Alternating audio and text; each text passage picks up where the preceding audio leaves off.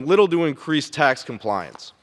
Congress should lead in crafting clear, workable regulations that protect consumers, ensuring that innovation isn't stifled and compliance remains practical. I urge my colleagues to vote yes and do away with this unworkable rule. I yield back. The gentleman from Missouri reserves. The gentleman from Illinois is recognized. I reserve. The gentleman reserves. The gentleman from Missouri. Thank you, Mr. Speaker. I yield as much time as he may consume to the gentleman from North Carolina, Mr. Moore. The gentleman from North Carolina is recognized. Thank you, Mr. Speaker. Thank you, Mr. Chairman. I rise today in strong support of House Joint Resolution 25, which overturns the Biden administration's misguided attempt to impose unworkable reporting requirements on the digital asset industry. In November, the American people sent a very clear message. They were tired of the far-left policies of the Biden administration. They gave President Trump a mandate to turn our country around. Despite this clear mandate and warnings from committees, the Biden administration pressed forward with partisan midnight rulemaking. Last December, the Internal Revenue Service finalized a rule that would require decentralized platforms to facilitate digital asset transactions to report user data to the IRS. User data. While the Biden administration claimed this rule was about improving tax compliance, in reality it goes far beyond what Congress ever intended. This rule would place impossible burdens on software developers, threaten American leadership in digital asset innovation, and ultimately drive entrepreneurs and investors overseas. We cannot continue the Biden-era policies that crush innovation and put American companies at a disadvantage. That's why I support House Joint Resolution 25, which repeals this harmful IRS rule and allows Congress to develop a targeted, common-sense framework that protects both consumer privacy and American innovation. This resolution is backed by over 117 industry leaders, including the Blockchain Association, Coinbase, and the Crypto Council for Innovation. Empowering innovation, not stifling it, is key to keeping America competitive. Mr. Speaker, I urge my colleagues to stand with American entrepreneurs and innovators by supporting House Joint Resolution 25. Thank you, and I yield back. Gentleman from Missouri reserves. The gentleman from Illinois is recognized. Mr. Speaker, I have no further requests. So I'm prepared to close. Gentleman reserves. The gentleman from Missouri is recognized. Pardon me. The gentleman from Missouri is ready to close? Yes. The gentleman from Illinois is recognized. Thank you, Mr. Speaker. I yield myself the balance of my time. The gentleman is recognized. I appreciate the heartfelt arguments from my colleagues on the other side of the aisle. But at the end of the day, it's hard for me to overcome the fact that this bill would add $4 billion to the deficit solely due to taxpayer noncompliance. If Republicans have a meaningful solution to address this noncompliance, we look forward to working with you on it. But embracing tax cheating by completely throwing these rules out is simply not the answer. And for that reason, I do not support this joint resolution and yield back the balance of my time. The gentleman yields back. The gentleman from Missouri is recognized. Thank you, Mr. Speaker. Earlier this afternoon, we reminded the other chamber that the Constitution says all revenue measures must originate in the House of Representatives. The Senate must have been just so excited about this bipartisan CRA that they couldn't wait another minute. But that's okay. Whether it's the CRA or the budget, guess they will just have to vote again. Mr. Speaker, the repeal of the Biden IRS rule is a victory for common sense. The federal government shouldn't demand decentralized finance platforms used by ordinary Americans to buy and sell cryptocurrency to fill out forms when those platforms don't collect the information needed for the form. Neither the American people nor the IRS are equipped to handle the demands of this unworkable rule. These platforms are not like banks. They're not like security brokers, yet this rule treats them as if they are.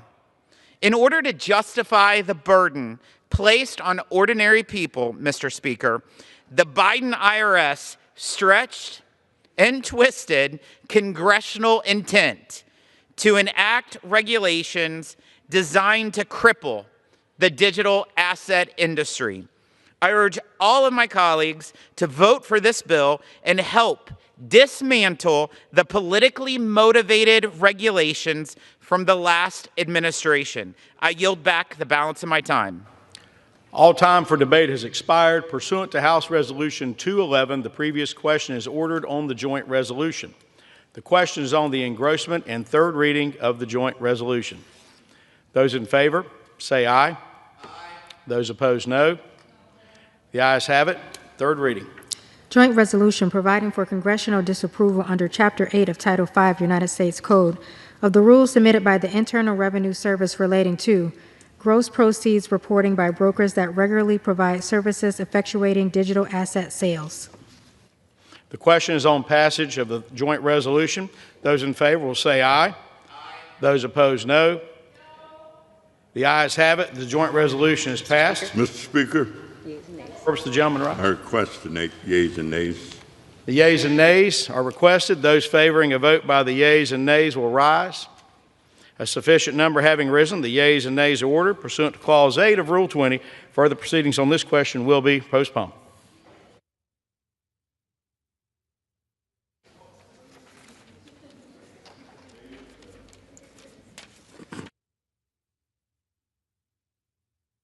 Okay.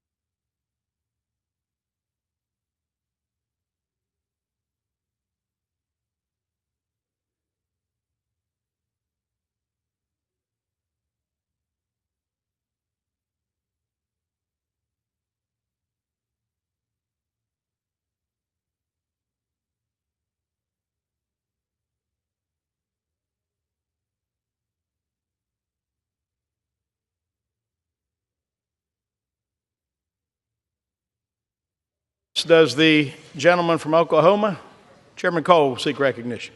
Mr. Speaker, pursuant to House Resolution 211, I call up the bill H.R. 1968, a full year continuing appropriations and extension act for 2025, and ask for its immediate consideration in the House. The clerk will report the title of the bill. H.R. 1968, a bill making further continuing appropriations and other extensions for the fiscal year ending September 30th, 2025, and for other purposes. Pursuant to House Resolution 211, the amendment printed in House Report 11915 is adopted and the bill as amended is considered read. The bill as amended shall be debatable for 1 hour, equally divided and controlled by the chair and ranking minority member of the Committee on Appropriations or their respective designees. The gentleman from Oklahoma, Mr. Cole, and the gentlewoman from Connecticut, Ms. DeLauro, each control 30 minutes. The chair recognizes the gentleman from Oklahoma. Mr. Speaker, I ask unanimous consent that all members have 5 legislative days to revise and extend their remarks and include extraneous material on the measure under consideration. Without objection. Thank you, Mr. Speaker. Mr. Speaker, I yield myself such time as I may consume. I rise today in support of H.R. 1968, the full year Continuing Appropriations and Extensions Act of 2025. Today's bill comes about at a critical time for this institution and this nation. As members are well aware, government funding all runs out at midnight on Friday. That means that members are faced with a stark but clear choice. Will they vote in favor of this bill and thereby keep the government open and operating, or will they vote no, thereby affirmatively choosing to shut down the government? This choice is the choice we face today. We are now nearly 5.5 months into the fiscal year 2025. Congress has previously passed 2 short-term continuing resolutions, both of which extended government funding and kept the status quo in place, ensuring the government can remain open. Today's bill is really no different than the CR passed in December. Other than the most essential and critical anomalies, it simply maintains current conditions through the end of the fiscal year.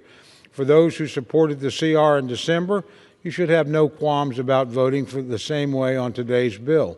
There are no policy differences, no poison pills, and no reason to vote against keeping the government open and operating. A year-long CR is not how I hoped that FY 2025 appropriations process would end. The Appropriations Committee and the House did their work. Indeed, the committee reported out all 12 appropriations bills by midsummer, and the House passed 5 of those bills, covering over 70% of discretionary spending across the floor by the end of July. Sadly, despite our best efforts, we were unable to come to a final agreement on the full-year appropriations bills. Although we were very close on a final dollar figure, my colleagues in the minority made additional demands that would restrict the legitimate authority of the executive in the appropriations process. These are restrictions that the minority would never accept for a Democratic president, nor are they provisions that President Trump would or should sign into law. It is deeply unfortunate and disappointing that the minority chose to make these unreasonable demands. Republicans never left the negotiating table and indeed worked diligently with Democrats to reach a bicameral bipartisan deal. Sadly, the minority allowed their opposition to the president to cloud their judgment, giving in to a political temper tantrum rather than voting to keep the government open. That truly is the choice before us, Mr. Speaker. Today's bill is a simple, straightforward, continuing resolution, funding the government and keeping it open through September 30th. It maintains the status quo, providing flat funding for the government and including only legitimate anomalies. Importantly, this bill does not contain a single poison pill policy rider. It's a clean CR, fully funding our government. This includes our military and defense needs, and indeed we've accomplished this while also fully funding the Department of Defense, including the largest pay raise for junior enlisted personnel in over 40 years. We're also maintaining funding for other critical functions of government, including border defense, roads, parks, child care, water infrastructure projects, biomedical research, job training, and countless others. I know members have heard some fear-mongering about Social Security, Medicare, and Medicaid. This bill makes no changes to any of these programs, leaving them intact, as is, and with the funding they need to operate through the end of the fiscal year. Let me say that again. There are no changes to Social Security, Medicare, and Medicaid, period. Mr. Speaker, the outcome of the fiscal year 2025 appropriations process is not what I wanted, but at the end of the day, it is significantly better than the alternative, a government shutdown. The choice is clear. Either members will vote for this bill and for keeping the government open, or they will vote to shut the government down.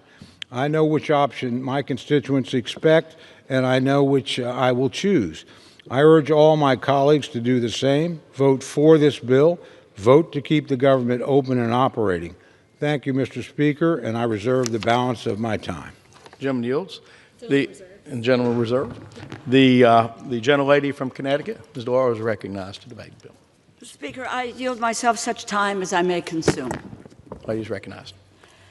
Mr. Speaker, I am opposed to this one-year continuing resolution. It is not a simple stopgap that keeps the lights on, the doors open. This is Republican leadership handing over the keys of the government and a blank check to Elon Musk and to President Trump.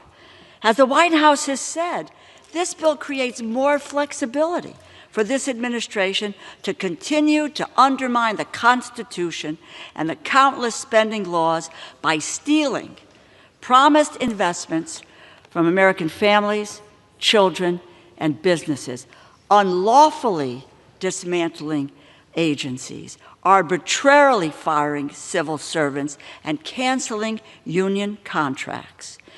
Read the Constitution, Article 1, Section 9, Clause 7. The power of the purse resides with the Congress and not with the executive, and in fact, the president has no legitimate authority from meddling in the appropriations process. Our colleagues across the aisle have gone to their districts. They witnessed rage from their constituents at these actions. They have been advised by their political consultants not to do town halls altogether. Why bother listening to the American people? It was President Lincoln who said, "Public sentiment is everything, and without it you can do nothing." They do not have public sentiment. So now what we should do? The answer should not be cutting non-defense programs by $15 billion and defense by $3 billion as compared to the Fiscal Responsibility Act agreement in 2025. They are in violation of the Fiscal Responsibility Act. There was an agreement with Senator Schumer, Speaker Johnson. We all voted for it here. But this is a violation, cuts non-defense $15 billion and defense by $3 billion. Why do they want to shortchange defense investments by $3 billion? I ask them. Not only is it bad for our military, there is a reason the Department of Defense has never operated for an entire year under a continuing resolution.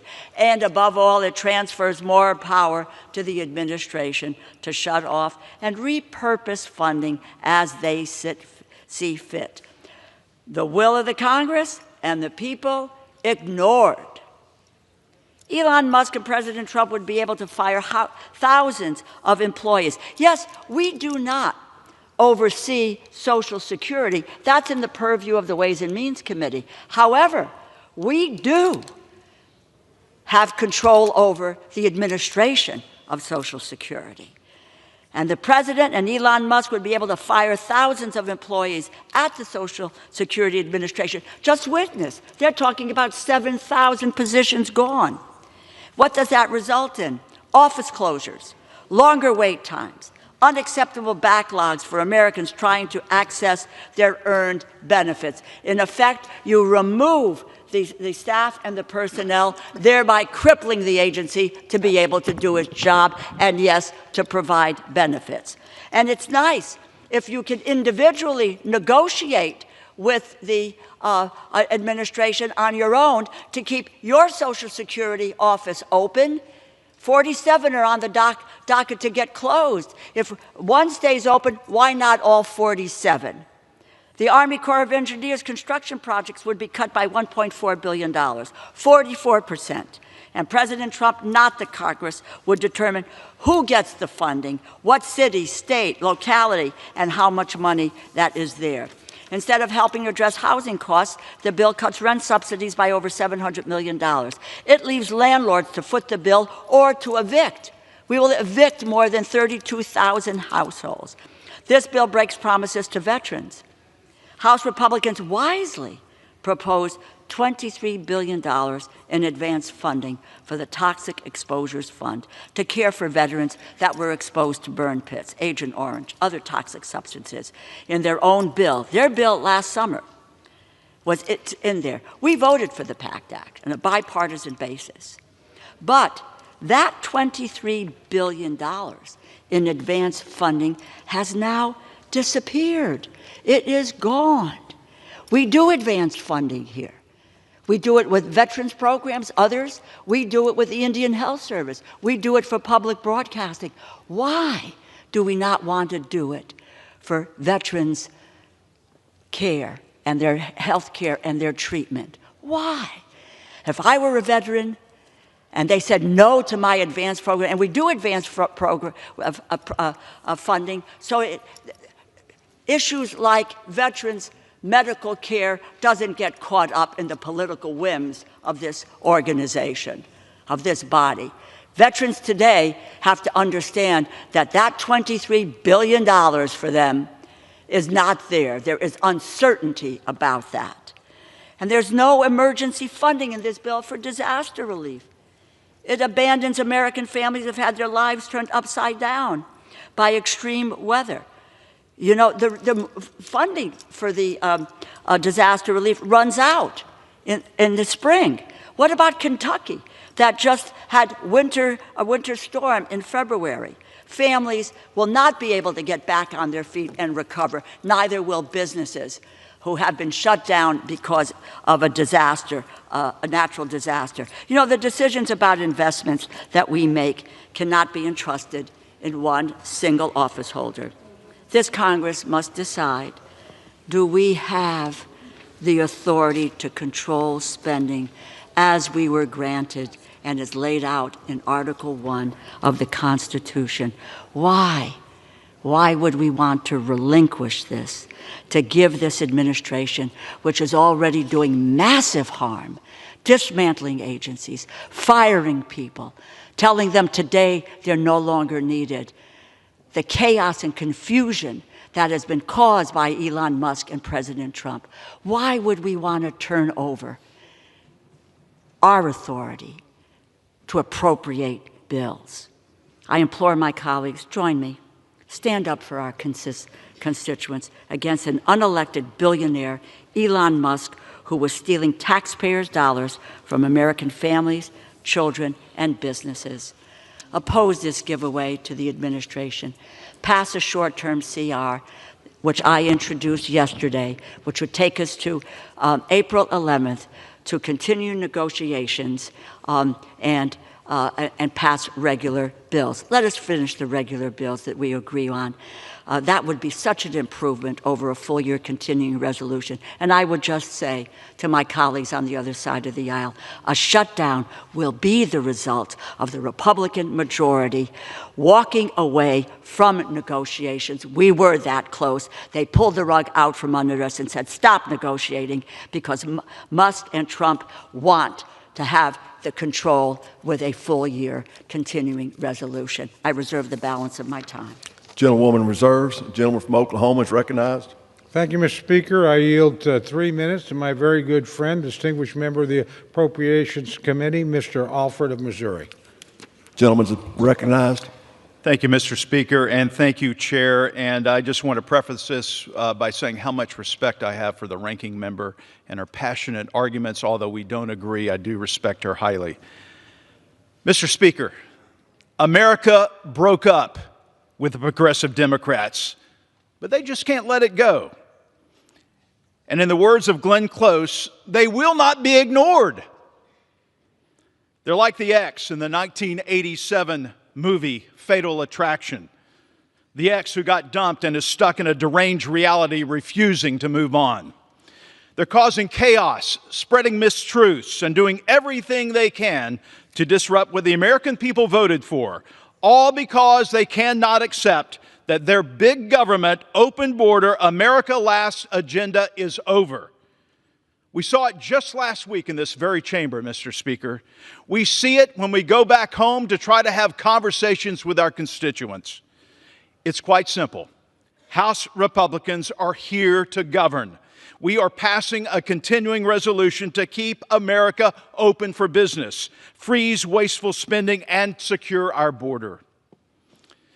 This continuing resolution gives President Trump the time and power to continue draining the swamp and undoing the damage the radical left did to our country for the past 4 long years.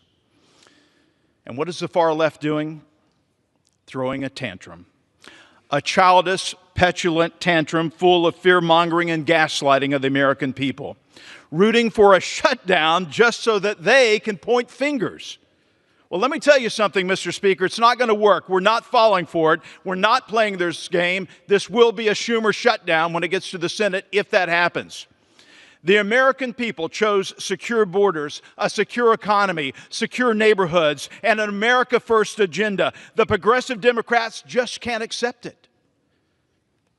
But guess what, Mr. Speaker? This breakup is final.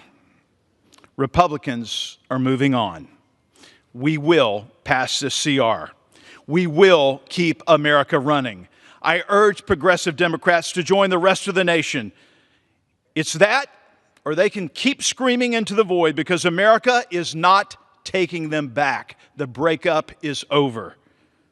So leave the rabbit in the backyard alone. With that, Mr. Speaker, I yield back. Gentleman yields. Gentlewoman is recognized. Speaker, I yield 1 minute to the gentleman from New York, the distinguished Democratic leader, Mr. Jeffries. Gentleman is recognized. I thank the distinguished gentlelady for her tremendous leadership and for yielding. I don't really understand the fatal attraction reference, because if anyone is dealing with fatal attraction, it's between President Trump and House Republicans. As soon as he says jump, your only answer is how high. It doesn't matter whether you are hurting the American people. That's why House Republicans are marching the country on a track toward the largest Medicaid cut in American history. You hurt children, hurt families, hurt Americans with disabilities, hurt seniors, close nursing homes and close hospitals. When Donald Trump says jump, extreme MAGA Republicans say how high. That's the fatal attraction. That's hurting the people of the United States of America. And by the way, the core promise that you made last year was about lowering costs. All you talked about was how you were going to lower the high cost of living. Democrats believe that America is too expensive. Housing costs are too high. Grocery costs are too high. Child care costs are too high. Utility costs are too high.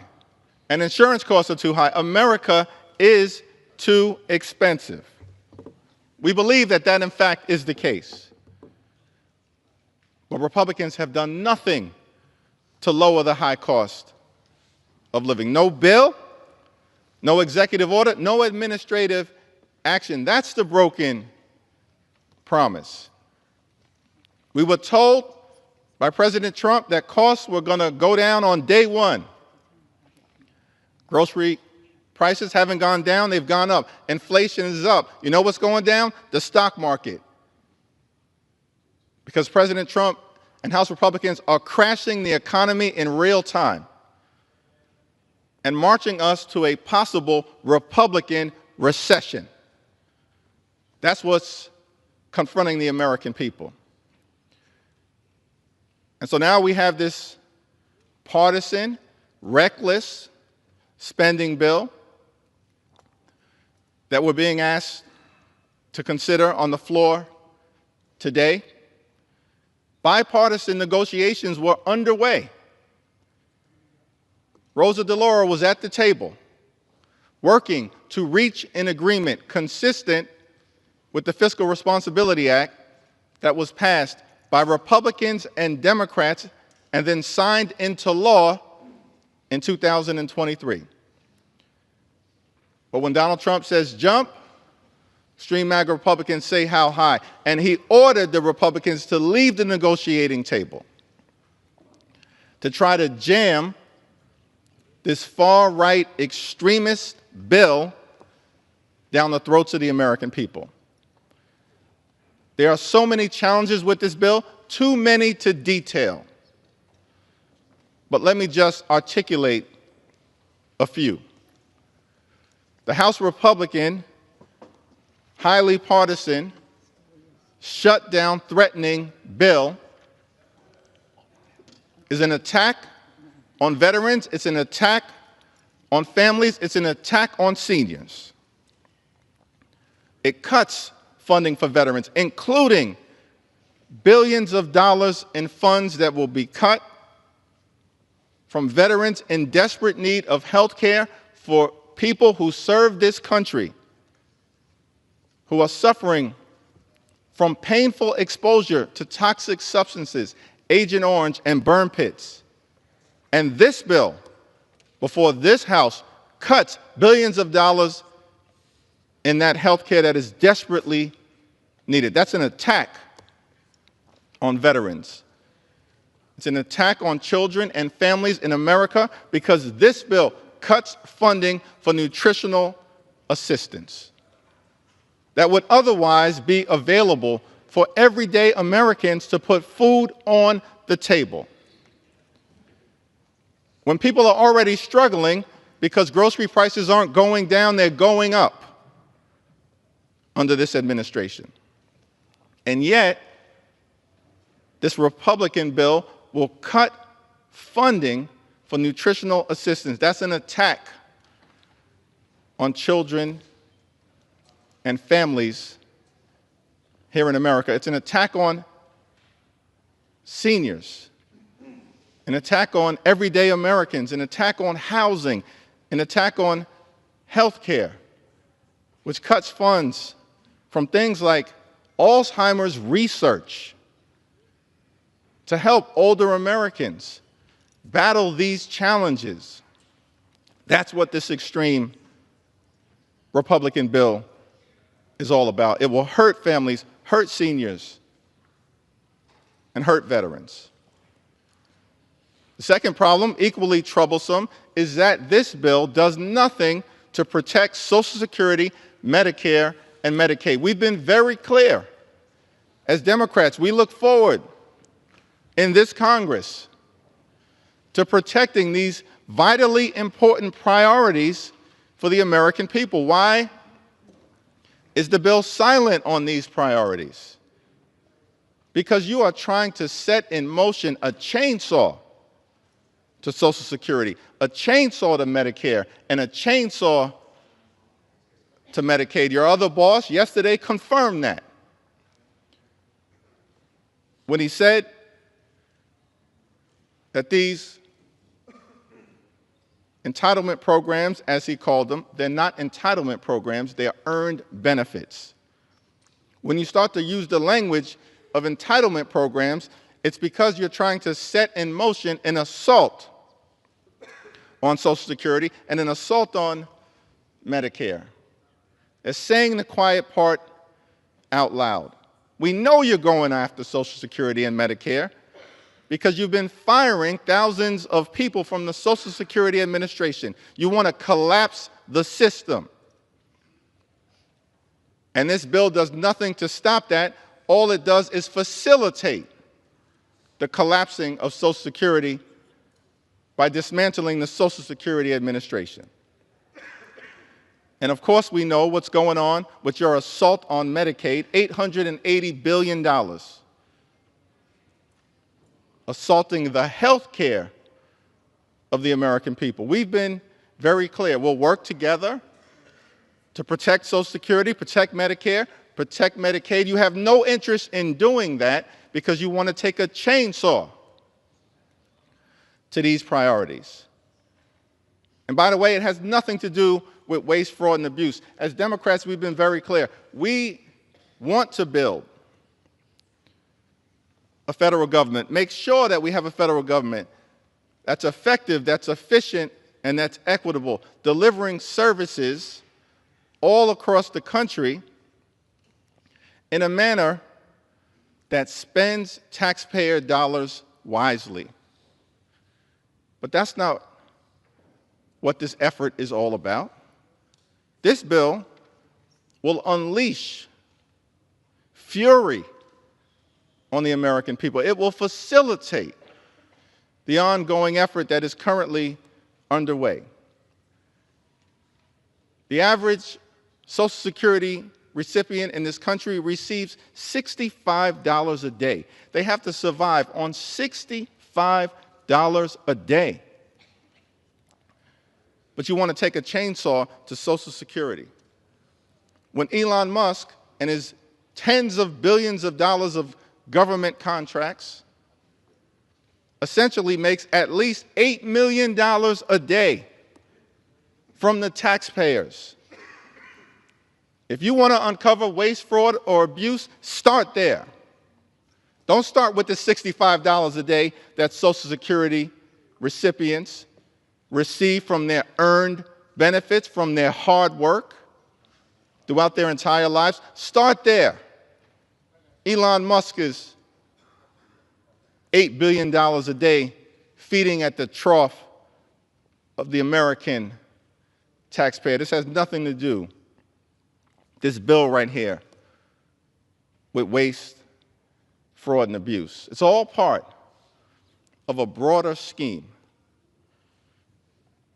to pass massive tax cuts for billionaire donors, the wealthy, the well-off, and the well-connected, and then to stick working-class Americans with the bill. This entire scheme. And as Democrats, we want no part of it because we're fighting hard to make life better for everyday Americans, to make sure that when you work hard and play by the rules in the United States of America, you should be able to provide a comfortable living for yourself and for your family. Educate your children, purchase a home, have access to health care.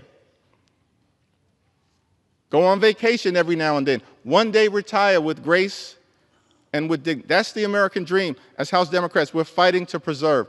This Republican shutdown bill does nothing to enhance the American dream. It undermines it.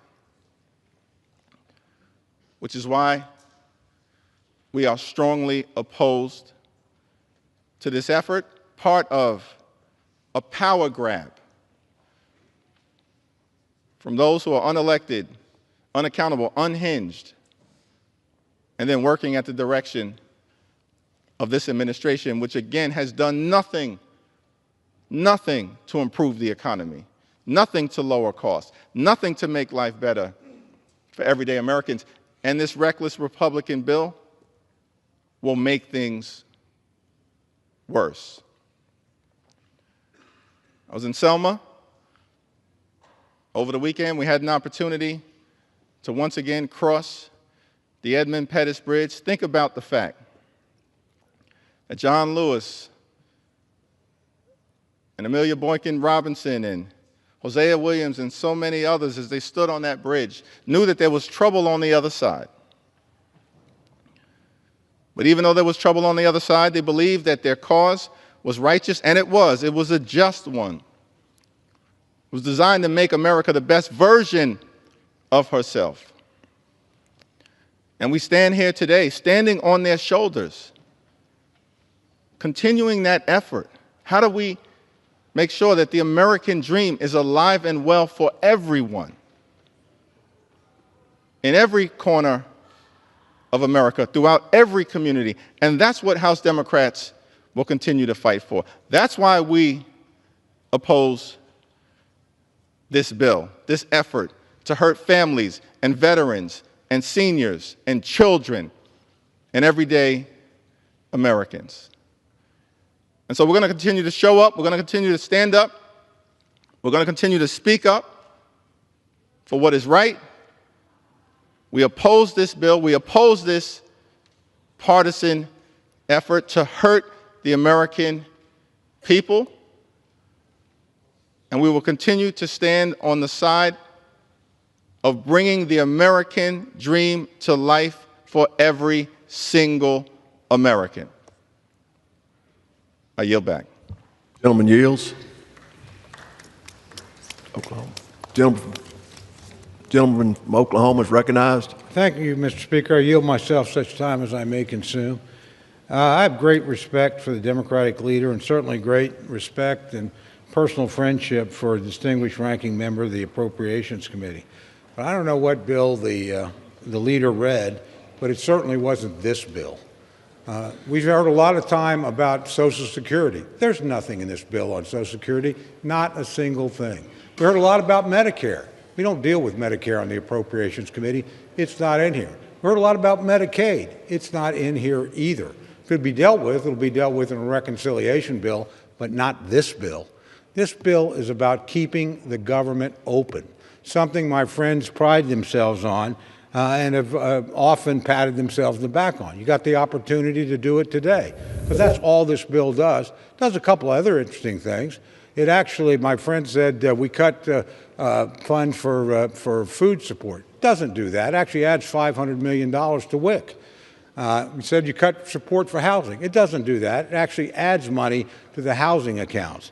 If you actually go through the bill, the charges made simply don't have much to do with what's in this bill. The simple reality is we're either going to keep the government open or we're going to shut it down. If you want to keep the government open, keep working on these problems, you vote yes. If you want to shut the government down, throw the country into chaos, you vote no. It's certainly the privilege of my friends on the other side to vote how they care to vote, but don't say there are things in this bill which simply are not there.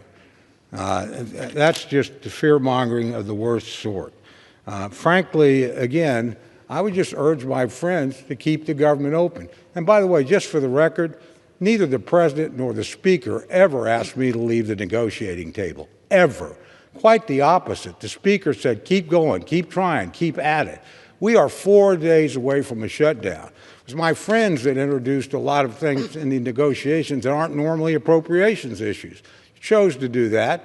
We couldn't come to a deal. We're pretty close on the top line number. We were right there. But we're not going to have a Republican Senate and a Republican House restrict a Republican president from the legitimate exercise of executive authority and then, oh, by the way, ask him to sign the bill.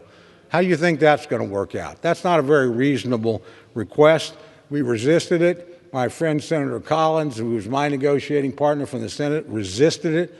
And we'll continue to resist it, and that's not going to happen. But this bill is about none of those things. This bill is about keeping the government open. You choose to shut it down, then that's your prerogative. You're allowed to do that. But I don't intend to do that. I don't think my colleagues on my side of the aisle intend to do that. And I would urge Democrats who actually read the bill to reflect on it and avoid shutting down the government as well and working with us in that regard. And with that, Mr. Speaker, I reserve the balance of my time. Gentleman reserves. Gentlewoman is recognized. The President has no legitimate authority by the Constitution to insert himself into the appropriations process. I yield 2 minutes to the gentleman from Maryland, the distinguished ranking member of the Financial Services and General Government Subcommittee, Mr. Hoyer. Gentleman's recognized. I thank the gentlelady for yielding. And I adopt all of what the leader said, notwithstanding the rebuttal from the chairman of our committee. This bill is about giving Trump more unfettered power. That's what this bill is about. This country is in crisis and chaos over the last 45 days plus days. And this bill will continue that process. The Congress, if it passes this bill, will have failed. We should have passed all of our bills by September 30th of last year. We didn't. We then passed, as some of the Republicans have said, some appropriation bills. All of them were partisan bills. This is a partisan bill. In a Congress that is that close, you would think that we would come together and work together. But one of our members said, if Trump says, pat our heads and jump up and down, that's what we'll do. Welcome to the pat our heads and jump up and down. CR. A CR is failure. The majority puts forth its partisan CR that helps this administration dismantle vital services for the American people, outlined by our leader, rejecting any guardrails on these illegal and unconstitutional actions by Mr. Musk and Mr. Trump. That chainsaw that they want to take to federal employees and the federal government. This bill requires the District of Columbia, for instance, to take a $1.1 billion cut, not out of federal funds, out of their own funds that they tax their people. It defunds the police. I wish I had more time to say how bad this bill is. Vote no. Oklahoma is recognized. Mr. Speaker, I yield 1 minute to distinguished Republican Majority Leader, my good friend Steve Scalise of Louisiana. Gentleman is recognized from Louisiana. Thank you, Mr. Speaker, and I thank my friend from Oklahoma, the chairman of the House Appropriations Committee, Mr. Cole, for his leadership at helping negotiate a really important bill to keep government funded. As has been duly noted along the way, over these past year, roughly 6 months, this House, the last majority in the last Congress, passed over 70% of the government funding bills, Mr. Speaker. We passed them to the Senate, and back then, Chuck Schumer and the Democrats were in charge, and they chose not to pass a single House Appropriations bill, not one. The House, under Republican majority, not always with help from the other side, but we still got it done on our own, passed over 70% of the government funding bills, and then eventually got to a point where we had to let the Senate try to get something done, which unfortunately they didn't, and then we got to the verge of a shutdown, and we said we are not going to let that happen, and we had a short-term funding bill. And here we are again, we're on the eve of another potential shutdown, and this Republican majority said we're not going to let that happen. In fact, this Republican president, Donald Trump, said we're not going to let that happen either. It would be irresponsible to have a government shutdown. And maybe it's because Donald Trump said he's for it that then the Democrat leadership decided they were going to be against it. And when did they decide they were going to be against this bill? Before the bill was even written. Before it was filed, they came out against it and started saying things that were in the bill when it wasn't even written, Mr. Speaker. You heard them talking about cuts to Medicare, cuts to veterans. The bill wasn't even written, and they were already making up stories to try to figure out how to vote no and shut the government down. That's sadly where this Democrat Party has gotten. The Democrat Party of today is a leaderless, rudderless ship. They don't have an agenda. You saw it at the State of the Union, Mr. Speaker, when you saw President Trump not only laying out his agenda that 77 million people, a majority of Americans, went to the polls to elect. The mandate that President Trump got, not just with a majority of Americans and a majority of the Electoral College, but all seven out of 7 swing states all voted for President Trump because they wanted that agenda implemented. And what irrates the Democrats the most? The fact that President Trump is following through on the promises that he made, actually doing the things he said he would do. He's securing the border. That was the #1 issue all across this country. No matter which state you went to, people wanted a secure border, and he's following through on it. And yet the Democrat Party is criticizing him for doing that part of his job. Rooting out waste, fraud, and abuse in government, something that should be bipartisan. In fact, it used to be bipartisan to root out waste, fraud, and abuse, but now because Donald Trump is doing it, the Democrat Party of today up here in Washington is so consumed with hatred that they oppose even rooting out waste, fraud, and abuse. That has been not only highlighted up here, but people around the country are talking about getting rid of that waste once they've seen it. A lot of this was a veil that was pulled down where people couldn't even find out what was going on because the payment systems were being hidden by the Biden administration. We couldn't even find out about a lot of that spending that we were anecdotally hearing about. But finally, you saw it on full display. And it was so embarrassing that some of those employees have left. Fortunately, a lot of that taxpayer money that was being wasted is now being saved. And the money is being recouped so that we can shore up programs that work vitally for people. The president talked about Social Security, a program that we help protect. When you've got somebody that's listed as 300 years old in the Social Security system, that shows you the kind of fraud and abuse that's going on. And the fact that President Trump is willing to confront that and take it on so that people actually paid into the program their whole lives can get the benefits they deserve. That's what people elected President Trump and this majority on the Republican side to do. But you would think Democrats would want to join in and help accomplish that. And yet here they are on this floor talking about things that aren't even in the bill, trying to scare people, talking about cuts to veterans in the bill. And maybe because they just didn't read the bill, it's only 99 pages long, I would urge them to go read it. They might actually vote for this bill in the next hour because they'll realize, in fact, the cuts that they're talking about are not true. They're not in the bill. There's an increase for veterans in this bill. You know what else is in this bill, Mr. Speaker? And I want to applaud, again, the chairman of the Appropriations Committee and his members for negotiating something that's been needed for a long time, and that is the largest pay raise for our junior enlisted military personnel in over 40 years. Now, if somebody doesn't think our men and women in uniform deserve that pay raise, maybe they'll vote no. I'm proud to say I'm going to be voting yes to support our men and women in uniform who've been waiting for that raise and deserve it.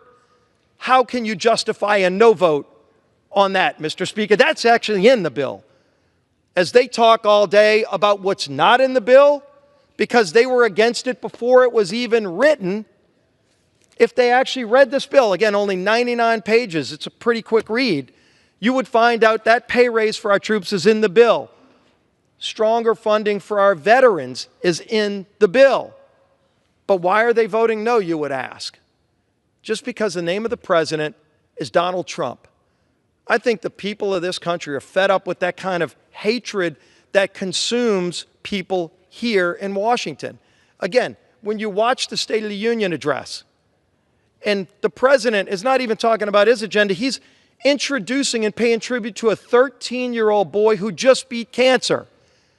And they couldn't even stand up and applaud that on their side because of the person who said it. If the hatred is so consuming that you can't even support what's great about America, maybe you need to reevaluate what's important in doing these jobs. We are elected to represent the people, and if the president, no matter who he is or she is, has a great idea, you support it. There were a lot of things about Barack Obama's policies I disagreed with, Mr. Speaker. Yet when he said something that was good for America at a State of the Union, I stood up.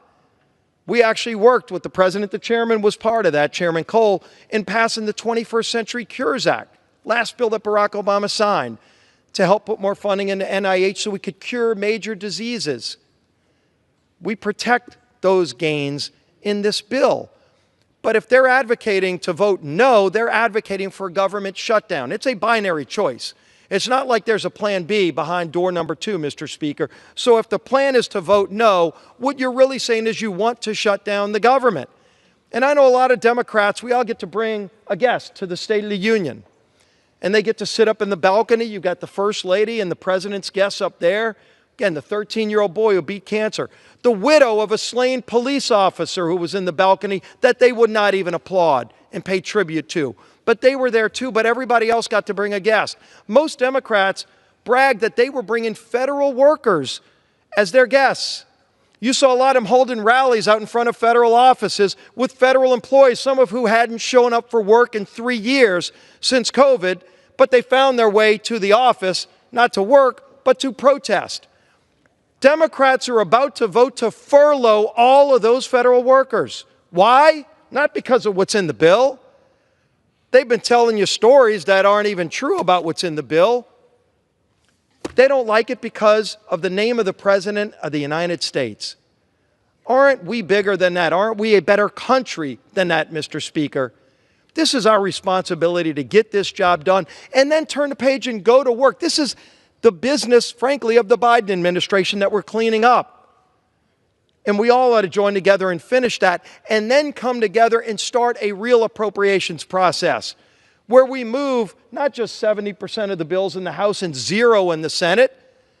And Senator Thune, to his credit, as the new majority leader, has vowed to actually work on a true appropriations process so we're not working at the midnight hour on CRs, but where we can actually have a full functioning appropriations process, something we haven't seen in this town in a long time. We have to first take care of yesterday's business before we can start on tomorrow's appropriations process. And so it's critical that we get this job done, not to vote to lay off and furlough all the federal workers, the TSA agents. You won't even be able to go to the airport or your favorite federal park if they got their way. Let's actually get our work done so we can start a 12-bill appropriations process that moves through the Senate too, where you can actually have a negotiation between two sides of the aisle. Again, something we haven't seen in a long time, but is long past due. It's a new day in America. And I applaud President Trump. And we had Vice President J.D. Vance this morning come and talk about the importance of passing this bill too, because they want to fix the problems of this nation. They want to fulfill the promises that were made during the campaign and follow through on the mandate that was given to President Trump, Vice President Vance, and this Republican majority in the House and Senate by 77 million people to turn this country around. Let's get back to being the greatest country in the history of the world. We can do it. We can come together and solve big problems. But we solve big problems by first taking care of the basics of government, and that's to keep the government open. Let's pass this CR. Let's see a big vote to do it too. I welcome both sides of the aisle. My friends on the other side, they can criticize a bill they've never read that wasn't even filed, but once they look at this bill, I think you might even see some of them vote yes as well. Let's get our work done, and let's move on to the next challenges that the American people expect us to deliver on for them. With that, Mr. Speaker, I yield back. Gentleman yields. Gentlelady is recognized.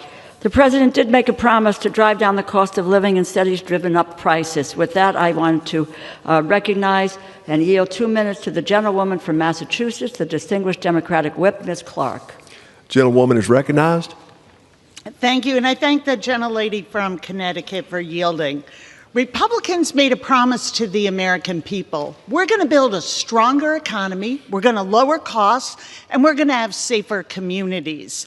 But for 7 weeks, we have seen nothing but ideas and bills that break that promise.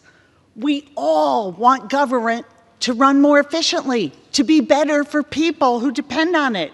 But stealing money from the Veterans Administration, from schools, from law enforcement, from children's health care, and giving it to a tax cut to the wealthiest man on earth and his billionaire friends, that's not finding efficiencies. That's not taking on waste and fraud in government. It's destroying working families. The GOP are crushing the American people under the weight of their own political ambition. Rents are going up. Housing is in a crisis. This bill today, they propose to evict 32,000 families from their home. 32,000. Those are veterans. Those are kids. Those are seniors. Those are domestic violence survivors. Eggs at my grocery store on Sunday were $8.49 a dozen.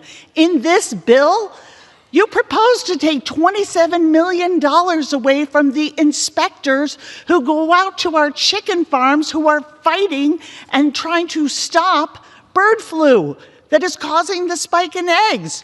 What kind of insanity is that? And then if we look at the budget overall, we've got health care spiking, and you want to cut Medicaid. That's the answer? Seniors' cost of living is out of control. And you're saying, let's run up the cost of prescription drugs. And as Elon told us directly this week, coming next, you want to eliminate Social Security. Give me more time. So if you feel this is the mandate that you have, you can do that on your own. Time's expired. Gentleman's recognized. Thank you very much, Mr. Speaker. I yield 3 minutes to my very good friend and senior member of the Appropriations Committee, the gentleman from Idaho, Mr. Simpson. Gentleman's recognized. I thank the chairman for yielding. And first, let me say I appreciate the work the chairman has done over the last several months, trying to get our regular appropriation bills done and then trying to get this CR finished when it became apparent we weren't going to be able to negotiate a top line yet. Something that we will continue to work on. But there's a lot of things that have been said on this floor that I have to say just aren't true. Not a different interpretation of the facts. They're just not true. There's nothing in here that cuts Social Security. There's nothing in here that cuts Medicare. There's nothing in here that cuts Medicaid. But yet I keep hearing that. That's the talking points that were created before this bill was actually written. It is difficult to write a year-long CR. First time I can remember it being done. It's almost harder writing that than it is writing the regular appropriation bills because we have to put anomalies in it. Things that have to be done as we move on with the regular funding. The reason I've been able to support this CR and will vote for it is because of the work that our chairman, Mr. Cole, has done with some of these anomalies that were absolutely necessary. In the interior arena, there were 4 anomalies that really needed to be addressed to get this CR done. One is it fully funds PILT payments, which is an estimated level of $600 million, $85 million above what was the current level. In Indian country, the CR increases funding for Indian health services to expand availability and direct health care services, funding the Bureau of Indian Affairs, BIA, BIE programs are held at 2024 enacted levels. The CR removes the 2024 earmarks with BIA and HIS, but the overall net effect on tribal programs is still a $25 million increase. In addition, program increases, the CR also provides $999 million an increase for tribal contract support costs and an additional $256 million for Section 105(1) leases in an effort to continue our commitment to upholding our trust and treaty responsibilities. It also increases on a permanent basis the wildfire fighting fire pay. That costs $147 million. It actually saves us $20 million, $27 million, rather than just extending the one-year extension of the wildfire pay. And I think when we've seen those great jobs that wildfire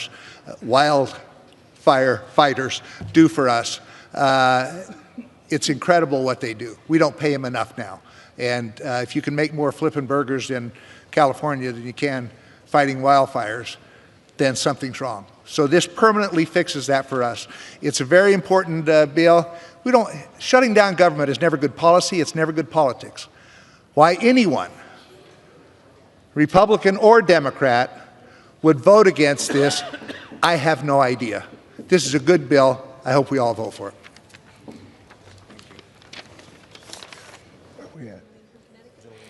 Gentlewoman is recognized from Connecticut. I yield 2 minutes to the gentlewoman from Ohio, the distinguished ranking member of the Energy and Water Subcommittee, Ms. Capter. Gentlewoman is recognized for 2 minutes.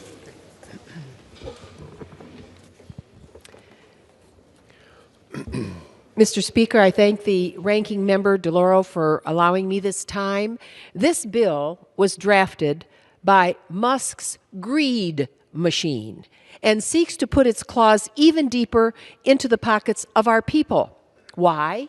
To extract the largest transfer of wealth from money they're taking from these bills, from middle class and working class people, and put it in the pockets of the top 1% who already own half of this country, a handful of people, so very wealthy. The top 1% of billionaires now own as much wealth as the bottom half of our population. That's what's going wrong, and I rise in strong opposition to this bill. Elon Musk and his Doge boys don't need Medicaid, Social Security, veterans benefits. Our Constitution assigns our legislative branch the responsibility to direct federal spending, not unelected billionaires and the 1%. In our subcommittee area of energy and water development, this Musk bill would stifle American prosperity by cutting nearly half of the Army Corps' budget. Musk and Trump don't know anything about public works and how essential the Army Corps is to our daily life in every district in this country and to economic growth. The greed machine wants to steal assets from America's people and put them in the pockets of billionaires at places like Mar-a-Lago. Oh, did I say that right? Mar-a-Lago, yeah. Okay. Now, finally, the greed machine is cutting a total of nearly $600 million in support for local law enforcement. That's nearly $600 million in cuts of local police, leaving the kitty dry. The greed machine is underfunding our local police. In opposing the bill, I stand with our people, not with the billionaires and their greed machine. Think about it. Why rob Main Street to dole out even bigger tax breaks and more contracts for the Mar-a-Lago crowd and billionaires whose crew haven't got a clue what working life is like for American men and women? It's overtime for them to pay their fair share. Vote no on this horrendous bill, and I yield back. Time's expired. Gentleman's recognized from Oklahoma. Thank you very much, Mr. Speaker. Mr. Speaker, I yield 2 minutes to my very good friend, distinguished gentleman from Florida and member of the Appropriations Committee, Mr. Rutherford. Mr. Rutherford, recognized. Thank you, Mr. Chairman. I appreciate you yielding, and I really appreciate all the hard work that got us here today. Mr. Speaker, I have to tell you, as I sat here on this floor listening to the conversation, it reminded me of an old saying that my father had for many, many years. I heard this, that a lie can travel around the world 3 times before the truth can get up and put its pants on. Well, that was before the internet. So now, after what I've heard today, I would say it's probably more like 100 times a lie can travel around the world before the truth can get up and put its pants on.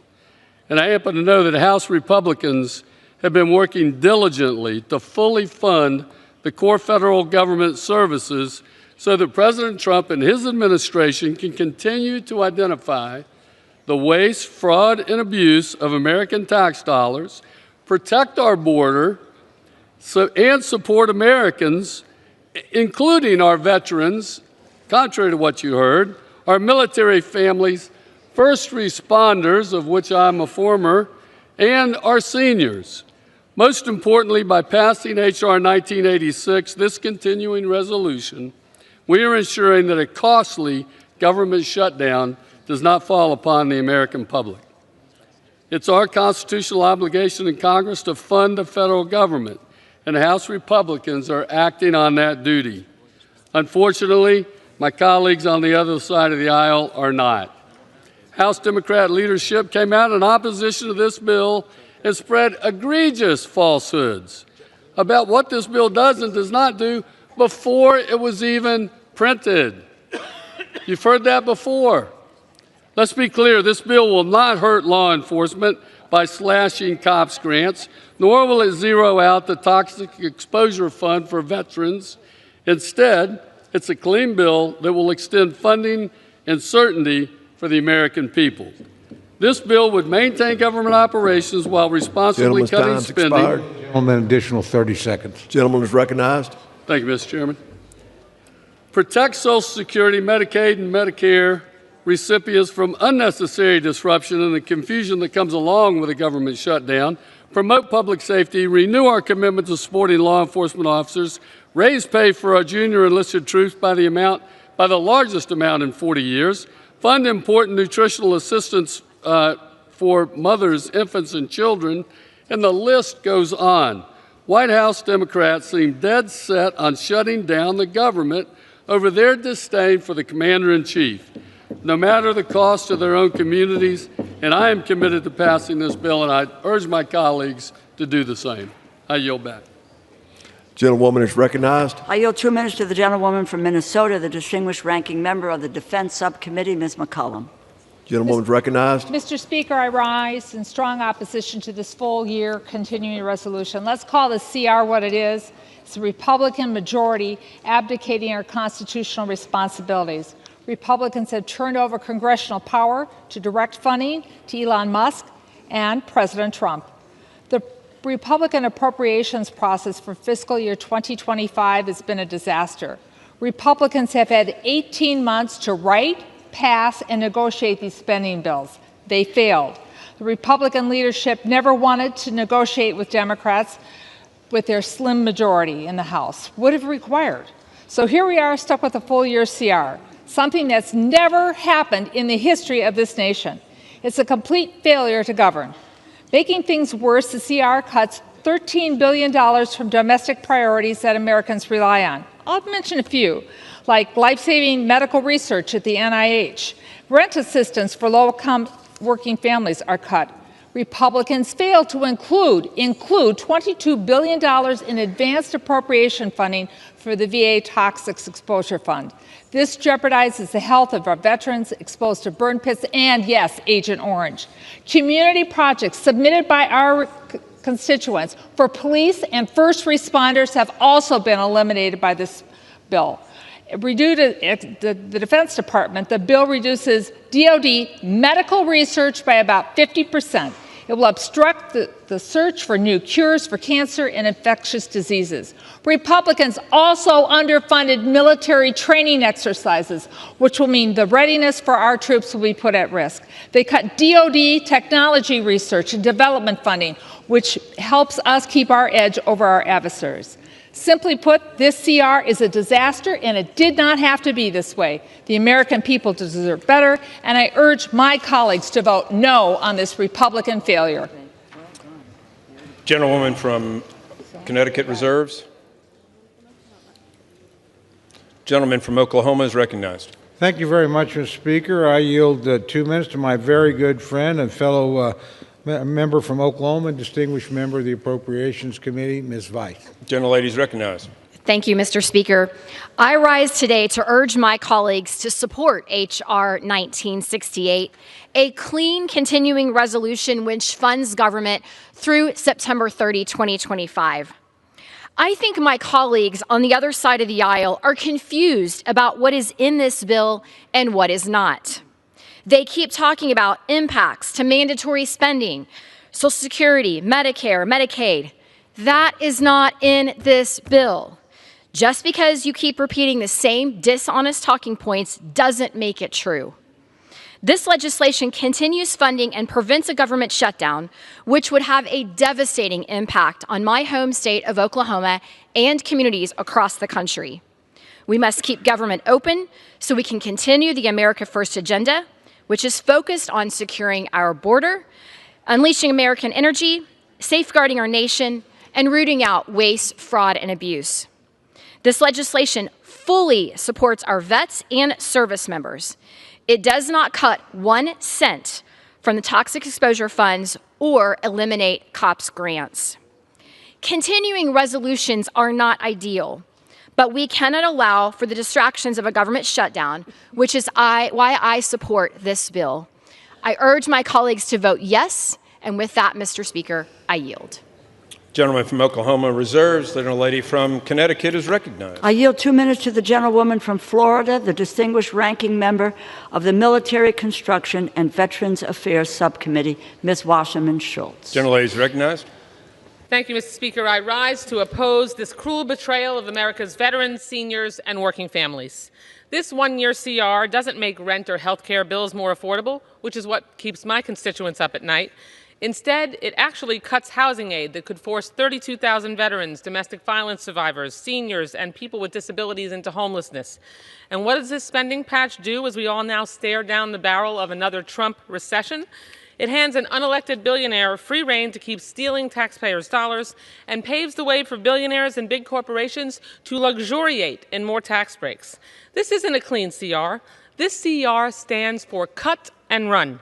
It lets Trump close hundreds of Social Security offices and fire thousands of workers who deliver our seniors' checks. It allows Musk to keep hacking into your private tax data. It puts critical Everglades restoration funds at risk. Worst of all, it lets Trump and Musk keep up their brutal assault on veterans and the people who care for them. It does it by eliminating $23 billion in guaranteed funding for health care for veterans exposed to burn pits and other toxins. We should debate bipartisan full-year funding bills that grow the economy and provide vital resources Americans need. Instead, this Republican cut-and-run bill turns Congress into a missing kid on a milk carton and cedes massive power to Trump. This is the same president who, in 2 short months, tanked your 401k and unleashed a job-killing trade war. Yesterday, the stock market just recorded its worst day since 2020. What really enrages me is that this cut-and-run bill sides with the most anti-veteran president in American history. Trump has fired 6,000 veterans, inflicted mass VA layoffs, and killed hundreds of veteran services contracts. Trump even plans to lay off another 83,000 VA workers, and on top of that, this cut-and-run bill makes even deeper cuts to the health care services for all those who bravely served our nation. Democrats are more than willing to back bipartisan funding legislation, but we will never sell out our seniors, veterans, and children like this cut-and-run bill shamelessly does. I yield back. Vote no. Gentlelady from Connecticut reserves. Gentleman from Oklahoma is recognized. Thank you very much, Mr. Speaker. Mr. Speaker, I yield 2 minutes to my good friend, distinguished member of the Rules Committee, and gentleman from Texas, Mr. Roy. Gentleman is recognized. I thank my friend from Oklahoma. My, how times have changed. How many times have we been sitting on the floor of the House listening to our colleagues on the other side of the aisle saying, a CR is the greatest thing since sliced bread. We must have the CR.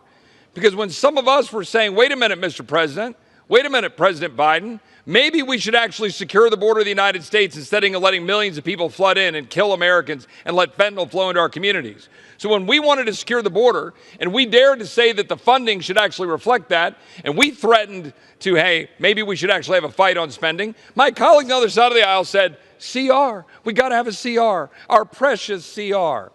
Well, here we are. And what are we doing? Our colleagues oppose the CR. Why? Because we would have spending frozen for 6 months, down about $7 billion, but importantly, allow DOGE and allow our friends in the administration to continue to expose the absurdity of federal spending. How about $1.5 million to advance diversity, equity, inclusion in Serbia's workplaces? $70,000 for production of a DEI musical in Ireland. $2.5 million for electric vehicles in Vietnam.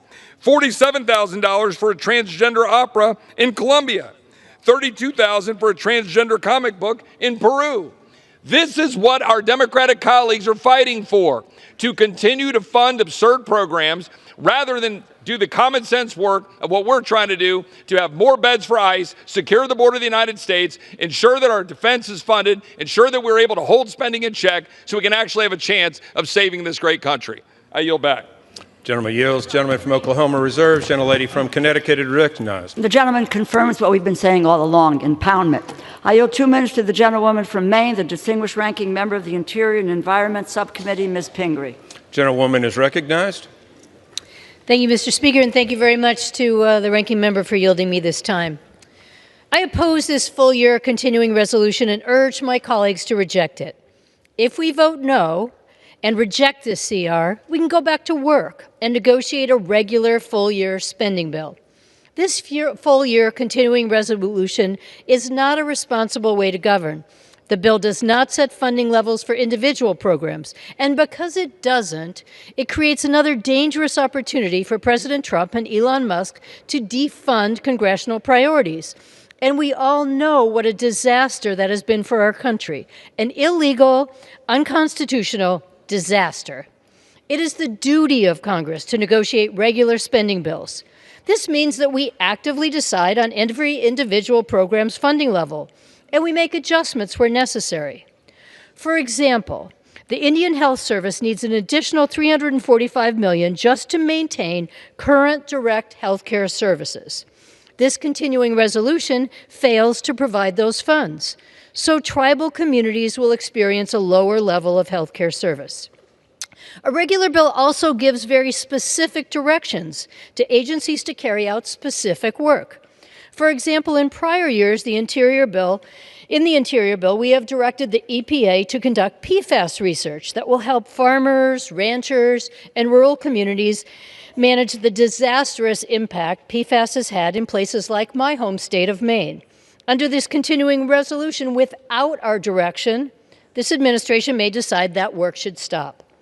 As ranking member of the Interior and Environment Appropriations Subcommittee, I'm deeply concerned that the Republican majority is giving the administration a free pass to abandon programs that protect the public from pollution, that safeguard human health, and that address the climate crisis. I urge a no, and I yield back my time. Gentlewoman from Connecticut reserves. The gentleman from Oklahoma is recognized. Thank you, Mr. Speaker. I yield 2 minutes to my very good friend, distinguished gentleman from New York, Mr. Lawler. The gentleman from New York is recognized. As the great George Costanza once said, it's not a lie if you believe it. And that's what we've heard today from my Democratic colleagues. A bunch of lies that maybe they sincerely believe. The reality is this bill does not touch Social Security. It does not touch Medicare. It does not touch Medicaid. Those programs are fully funded and protected. Our veterans fully funded and protected. Fiscal year 24 was a total of $1.665 trillion. Fiscal year 25, of which we are voting to complete with this CR, is $1.658 trillion. The reduction of $7 billion is because community project funding that has already been paid, already been approved as part of fiscal year 24, is not going to be double paid. So we are saving $7 billion by removing it, as it should be. Why would we pay for projects that have already been paid for? The fact is that we have to keep the government funded and open. Why anyone would vote to shut the government down is beyond me. And when Joe Biden was president of the United States, I voted every time to keep the government funded and open. And the idea that we're going to shut it down because the priorities changed, well, guess what? The administration changed. That's the reality of elections. Donald Trump won in November. Republicans won the House and the Senate. And so, yes, budgets will change. But the fact is that we have to keep the government open. And I would remind my colleagues, the reason we're in this situation is because Senate Democrats under Chuck Schumer passed exactly 0 appropriations bills on the Senate floor. 0. There was nothing to negotiate. They couldn't pass a bill. They refused to pass a bill. An additional 30 seconds. Thank you, Mr. Chairman. They refused to pass a bill. We passed appropriations bills on the floor last year. We were ready to conference. We were ready to negotiate. Chuck Schumer failed in his responsibilities. It's now incumbent on us to pass a CR through the House and for the Senate to do its job and keep the government open and funded. And with that, I yield back. Gentleman from Oklahoma reserves. Gentleman from Connecticut We can pass is a 1 month. We can pass a 1 month CR and do that, and do what we need to do to keep the government open. There is an alternative. I yield 2 minutes to the gentlewoman from New York, the distinguished ranking member of the Commerce, Justice, Science Subcommittee, Ms. Meng. Gentlelady is recognized. Thank you. Mr. Speaker, I rise today in opposition to this partisan bill. As ranking member of the House Appropriations Subcommittee on CJS, I cannot stand by as the GOP slashes funding for law enforcement, the courts, NOAA, which includes the National Weather Service. This bill hurts our local police officers by taking away $247 million from their public safety technology and equipment. Additionally, it cuts $350 million from projects that support community efforts to prevent crime, improve law enforcement, to provide precincts with equipment to prevent car theft, and provide victim services. These are projects that Republicans and Democrats on our committee approved and agreed on. Furthermore, the bill does nothing to prevent this administration from gutting NOAA. As a result, the life-saving weather forecasts we all receive will be less accurate and timely.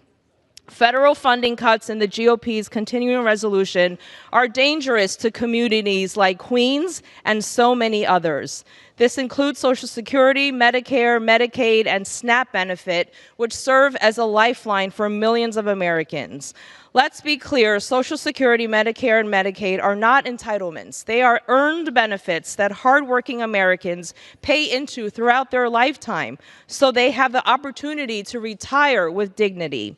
Mr. Speaker, this bill allows the administration to fire thousands of employees at the Social Security Administration and close offices nationwide, which will mean long wait times and delayed benefits for families.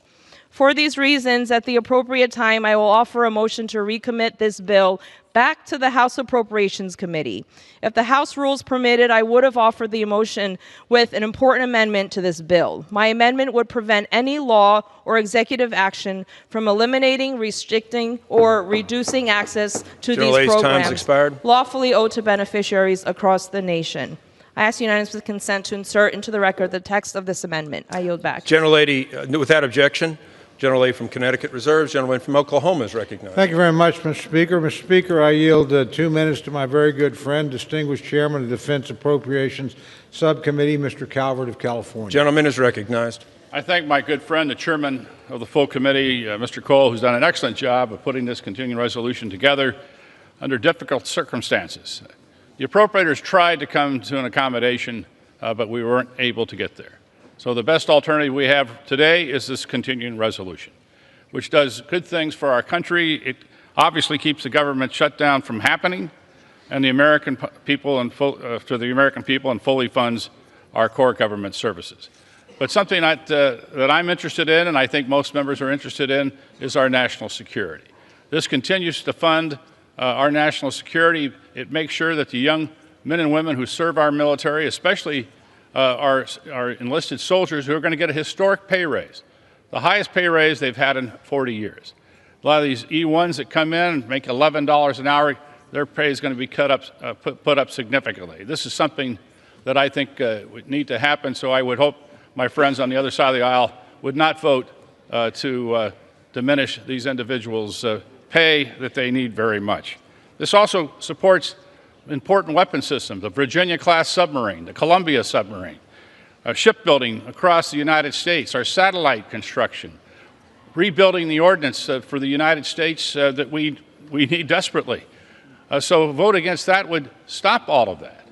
And so to me, Mr. Speaker, this is an extremely important vote for our national security. I would hope that everyone would vote for that, vote for the continuing our government, and to make sure that these weapon systems are delivered on time for the American public. And with that, I yield back the balance of my time. The gentleman yields. The gentleman from Oklahoma is reserves, and the gentlewoman from Connecticut is recognized. Let's have the 1-month CR that's been introduced as an alternative and do the business of the House and pass appropriations bills. I yield 1 minute to the gentlewoman from Florida, the distinguished ranking member of the State and Foreign Operations Subcommittee, Ms. Frankel. The gentlelady is recognized. Thank you. Well, I'll tell you why I'm voting against this bill. It doesn't lower any of my constituents' costs. Instead, it gives the Trump administration free rein to continue its chaotic, lawless dismantling of U.S. influence in the world, gutting nearly all our humanitarian development, security, and global health programs that constitute less than 1% of our federal budget. And these are not away. Bird flu, Ebola, and HIV spreading, education programs ending, all done without any thought or any reason. And the vacuums left for China, Russia, and extremists to fill. We should not be handing this president a blank check to continue his harmful sledgehammer approach to how we spend taxpayer money. I urge a resounding no vote on this bill. Gentlelady from Connecticut reserves. The gentleman from Oklahoma is recognized. Thank you, Mr. Speaker. I reserve. Gentleman reserves. Gentlelady Connecticut is recognized. I yield 2 minutes to the gentleman from Illinois, a member of the Appropriations Committee, Mr. Quigley. The gentleman is recognized. Mr. Speaker, there's a national shortage of more than 7 million units of affordable housing across America and more than 771,000 people experiencing homelessness. The CR does nothing to lower the cost of housing. That's what I was going to talk about for my 2 minutes, but after listening to this debate for so long, I think the significant correction that has to be made. Programs are not fully funded and protected if you gut the agencies that operate them. Programs are not fully funded and protected if there's no one there to operate them. Under President Trump, spending bills have become a farce. He's not following the previous spending bills law that we passed. Are we saying, well, this time we really mean it? This time the president really promises he's going to follow the law. And that we don't get to the point where Article 1 is optional. Our constituents are asking us, however great you say this bill is, fool me once, shame on you, fool me twice, they're going to blame us because we believed you this time. And we believed a president who, when he gets in the room with the truth, a fight breaks out, as we have seen time again in the last month. So don't, with all due respect, don't tell us what's in this bill, how great it is, how we need to read it, when he doesn't have to follow it. And you don't complain when he doesn't follow it, and you abdicate your responsibilities on Article 1 and as appropriators. And I yield back. Members are reminded to refrain from engaging in personalities towards the United States President. Gentlelady from Connecticut reserves. Gentleman from Oklahoma is recognized. Thank you, Mr. Speaker. I continue to reserve my time. Gentleman reserves. Gentlelady from Connecticut recognized. Mr. Speaker, I yield 1 minute to the gentleman from New Jersey, the distinguished ranking member of the Energy and Commerce Committee, Mr. Pallone. Gentleman's recognized. Thank you, Mr. Speaker. One of my colleagues on the Republican side earlier asked what Democrats are fighting for. And I want to say I'm a proud Democrat fighting for America's health care. And I want to stress that this partisan Republican bill cuts American health care. This bill slashes funding for our community health centers, which provide care for millions of people, as well as our nation's teaching hospitals, which train the next generation of doctors. It fails to reverse the Medicare physician pay cut, which endangers access for seniors, especially those in rural and underserved communities. It also does nothing to stop Republicans' planned catastrophic cuts to Medicaid. Rather than voting on this partisan bill, we should be working together to lower costs and expand access to health care like the bipartisan agreement we had in December. That bill provided long-term certainty and funding increases for our community health centers, for our teaching health centers. It lowered drug costs by taking on unfair PBM practices and addressed the Medicare cuts to physicians. Unfortunately, Republicans walked away from this agreement because Elon Musk opposed Gentleman's it. time's expired.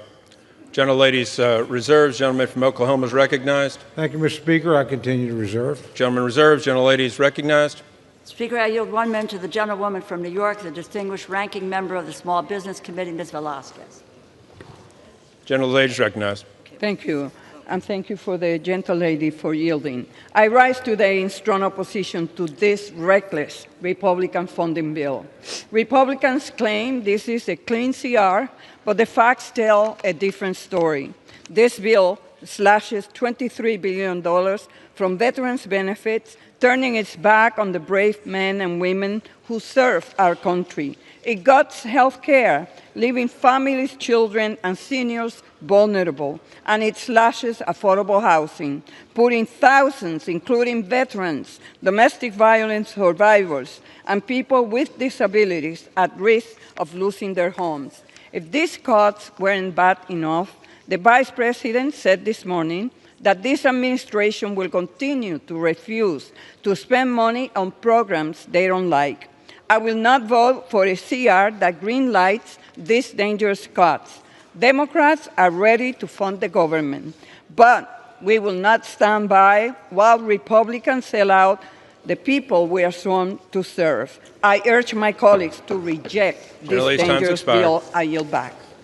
Gentlelady reserves. Gentleman recognized. Thank you very much, Mr. Speaker. I continue to reserve. Gentleman reserves. Gentlelady is recognized.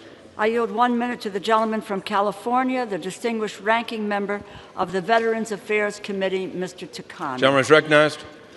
Thank you, Mr. Speaker. I rise in opposition to this partisan Republican spending bill because it guts the PACT Act and abandons veterans exposed to burn pits and other toxins. House Republicans claim to support the PACT Act, but their actions tell a different story. They're eliminating the funding for PACT Act recipients starting in October, cutting off critical health care and benefits for those who sacrifice for this country. Last Congress, Democrats forced Republicans to fully fund this critical program. Now Republicans are taking Elon's chainsaw to it, slashing $23 billion and breaking our nation's sacred promise to our veterans. Where you invest your money shows what you truly value. And by gutting this funding, Republicans have made their priorities clear. I stand with our veterans. I stand firm in our priorities and promises, and I will not stand by while Republicans rip them apart. I urge my colleagues to vote no on this partisan Republican spending bill.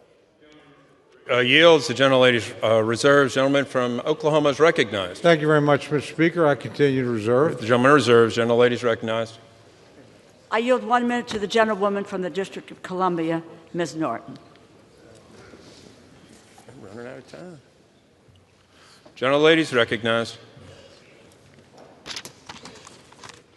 This CR is an act of fiscal sabotage against the District of Columbia and abuse of Congress's power over disenfranchised D.C.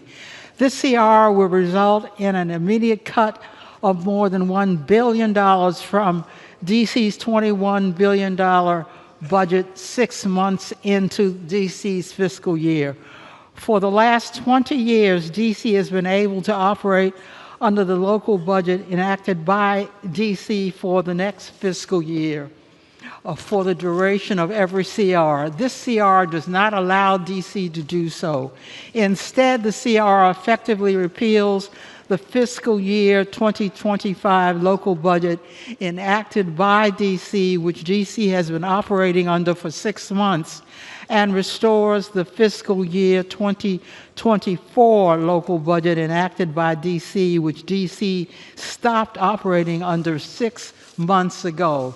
This cut to DC's local budget does not have the federal government any money because of DC's local budget consists entirely of locally raised revenue. I urge voters to vote no.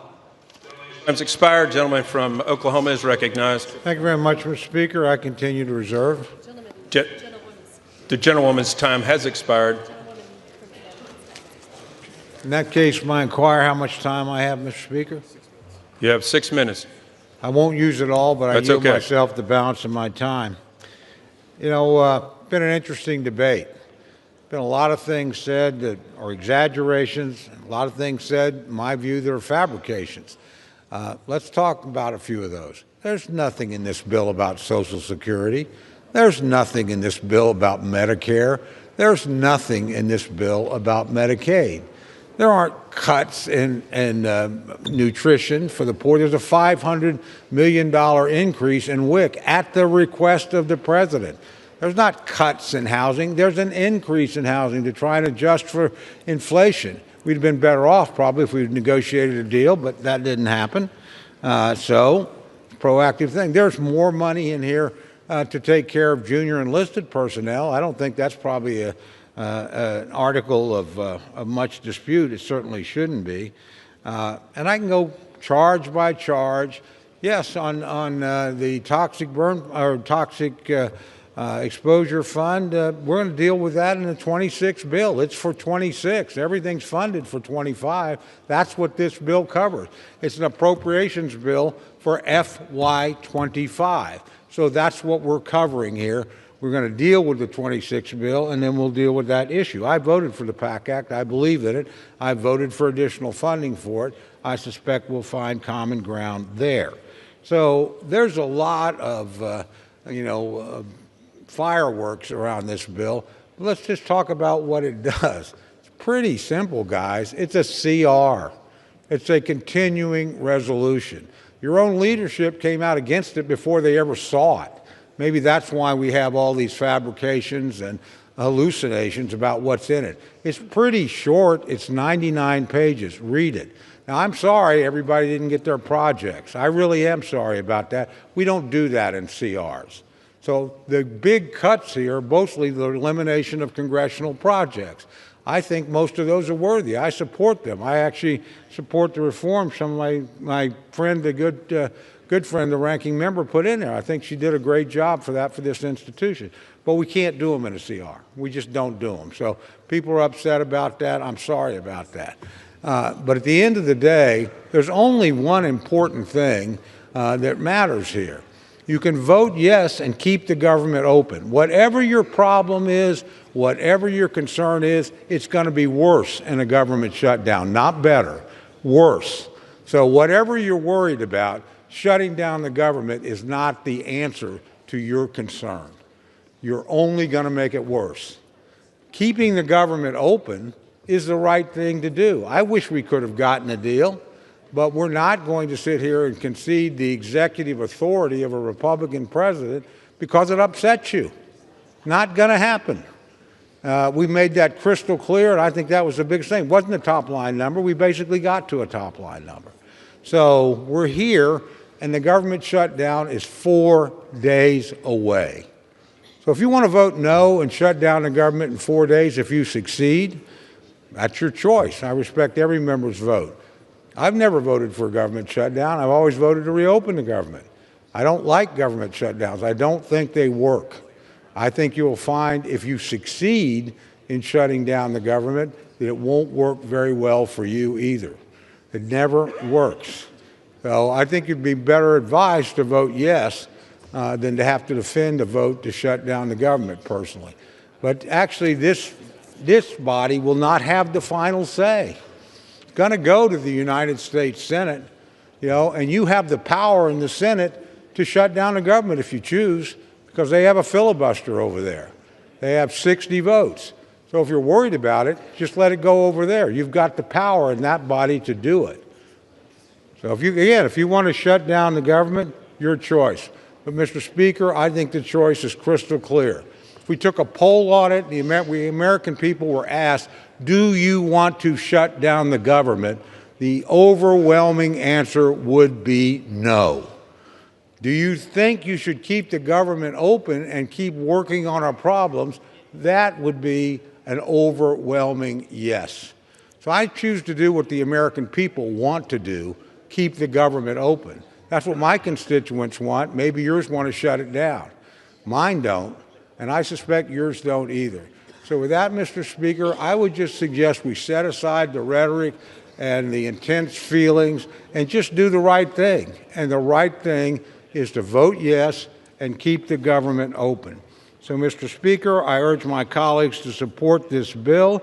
I urge them not to vote to shut down the government, and I yield back the balance of my time. The gentleman yields. All time for debate has expired. Pursuant to House Resolution 211, the previous question is ordered on the bill as amended. The question is on engrossment and third reading of the bill. The those in favor say aye. Aye. Those opposed say no. No. The ayes have it. Third reading. A bill making further continuing appropriations and other extensions for the fiscal year ending September 30th, 2025, and for other purposes. For what purpose does the gentlewoman from New York seek recognition? Mr. Speaker, I have a motion to recommit at the desk. Clerk will read the motion. Ms. Ming of New York moves to recommit the bill H.R. 1968 to the Committee on Appropriations. Pursuant to Clause 2B of Rule 19, the previous question is ordered on the motion to recommit. The question is on the motion. Those in favor say aye. Aye. Those opposed say no. No. The noes have it. The motion is not. Speaker, I ask for the yeas and nays. Yeas and nays are requested. Those favoring a vote by the yeas and nays will rise. A sufficient number having arisen, the yeas and nays are ordered. Pursuant to Clause 8, Rule 20. Clause 8, Rule 20. Further proceedings on the question will be postponed. Proceedings will resume on questions previously postponed. Votes will be taken in the following order. Passage of H.R. 1156, the motion to recommit on H.R. 1968, and passage of H.R. 1968, if ordered, as well as passes on House Joint Resolution 25. First vote will be a 15-minute vote. Pursuant to Clause 9, Rule 20, remaining votes will be 5 minutes. Pursuant to Clause 8 of Rule 20, the unfinished business is on the vote of H.R. 1156, on whether the yeas and nays are ordered. Clerk will report the title. Union Calendar Number 2, H.R. 1156, a bill to amend the CARES Act to extend the statute of limitations for fraud under certain unemployment programs and for other purposes. Questions on the passage of the bill. Members record their votes by electronic device. This is a 15-minute vote.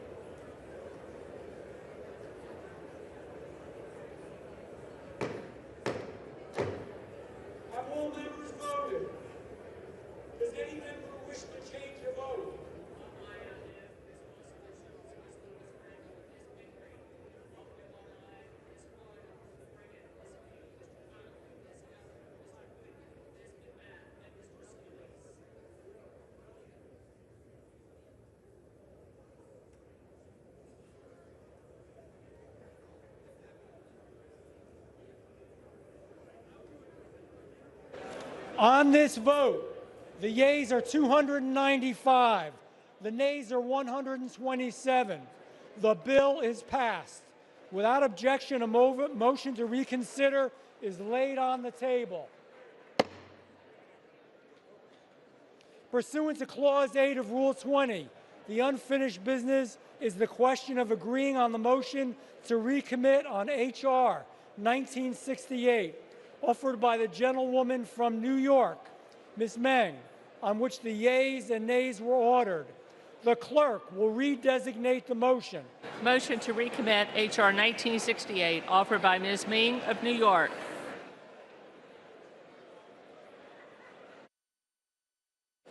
The question is on agreeing to the motion to recommit. Members will record their votes by electronic device. This is a 5-minute vote.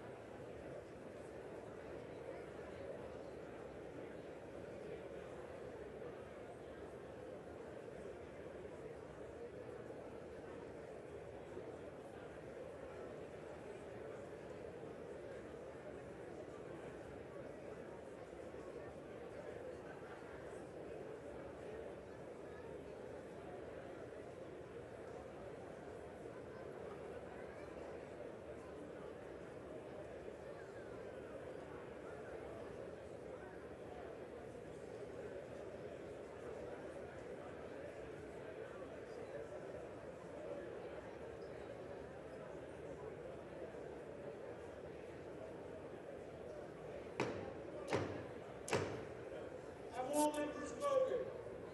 Does any member wish to change their vote?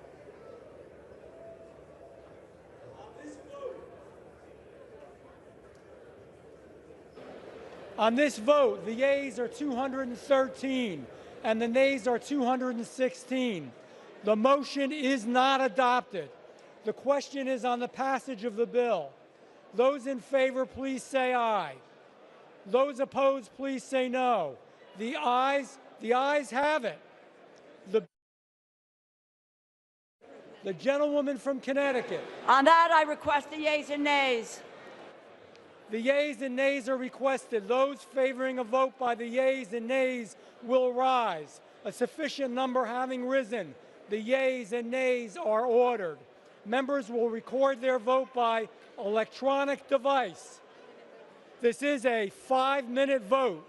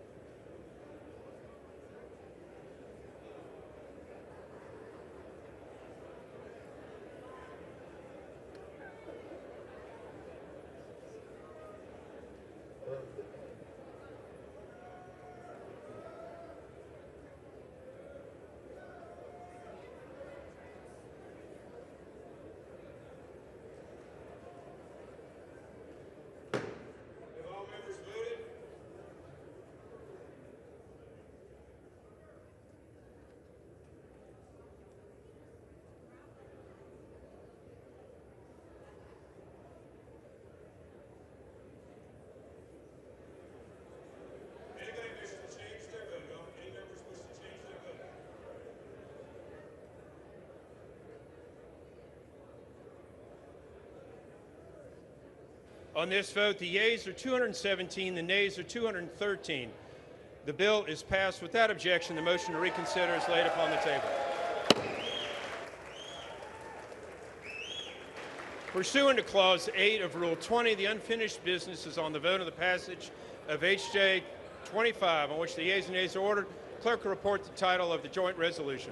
Union Calendar Number 3, House Joint Resolution 25, Joint Resolution providing for congressional disapproval under Chapter 8 of Title 5 United States Code of the rules submitted by the Internal Revenue Service relating to gross proceeds reporting by brokers that regularly provide services effectuating digital asset sales.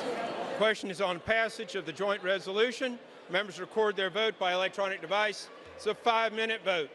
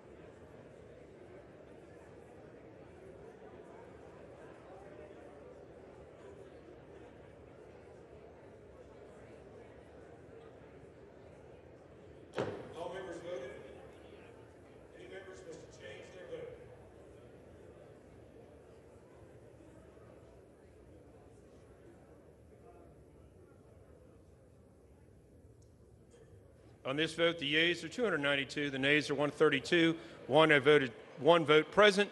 The joint resolution is passed. Without objection, the motion to reconsider laid upon the table. Pursuant to Clause 8 of Rule 20, the unfinished business is on the question suspending the rules, passage of H.R. 706, which clerk will report title. H.R. 706, a bill to improve the biodetection functions of the Department of Homeland Security and for other purposes.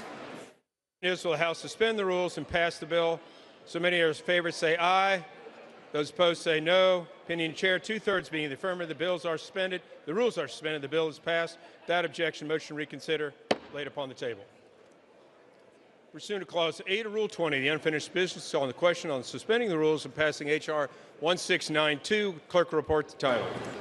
H.R. 1692, a bill to amend the Homeland Security Act of 2002 to enable secure and trustworthy technology through other transaction contracting authority and for other purposes. The question is, will the House suspend the rules, pass the bill? So many in favor say aye. Those opposed say no. Opinion of chair, 2/3 being in the affirmative. Rules are suspended. The bill is passed without objection.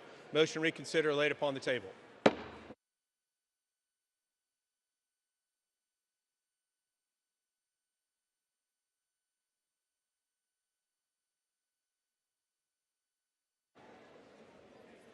Pennsylvania.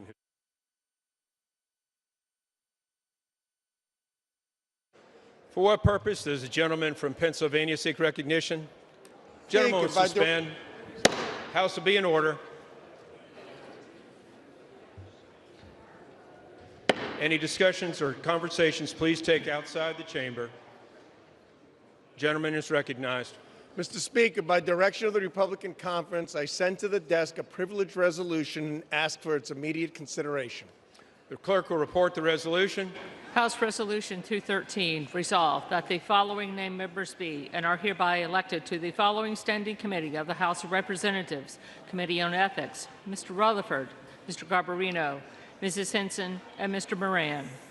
Without objection, the resolution is agreed to. The motion to reconsider laid upon the table. For what purpose does the gentleman from California rise? Mr. Speaker, by direction of the Democratic Caucus, I offer a privileged resolution and ask for its immediate consideration. Clerk will report the resolution. House Resolution 214, resolved. Unanimous consent that the resolution be considered as read. Without objection, the resolution is agreed to. The motion to reconsider laid upon the table.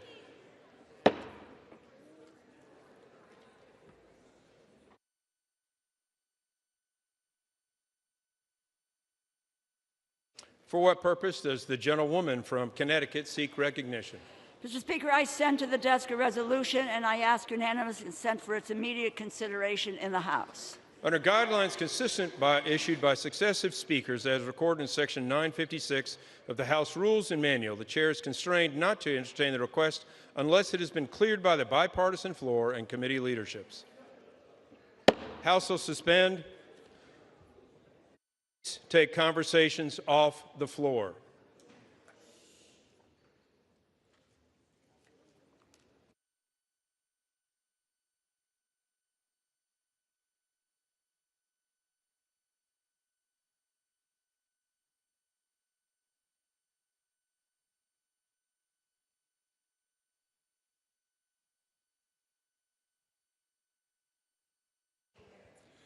The chair will now entertain requests for 1-minute speeches.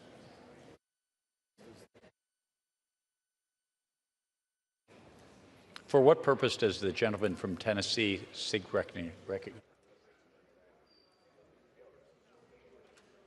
What purpose does the gentleman from Georgia seek recognition? Ask unanimous consent to address the House for 1 minute to revise and extend my remarks.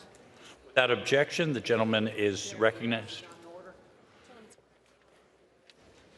The gentleman is correct. The House will return to order.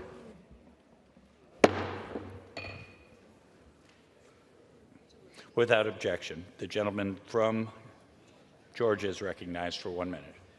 Mr. Speaker, I rise today to honor Raekwon Williams, a senior at Groves High School in Savannah, Georgia, whose resilience and work ethic has inspired many. Raekwon has faced immense hardship, losing his father at the age of 5 and his mother in December of 2024. Throughout these hardships, he has excelled academically, participating in dual enrollment studies at Savannah Technical College, never letting his circumstances define him.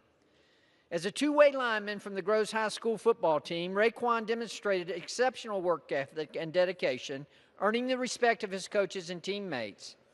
His perseverance earned him the Abby DeLoach Foundation and the Savannah Quarterback Club Scholar Athlete Award, which includes scholarship funds that will help him further his educational aspirations.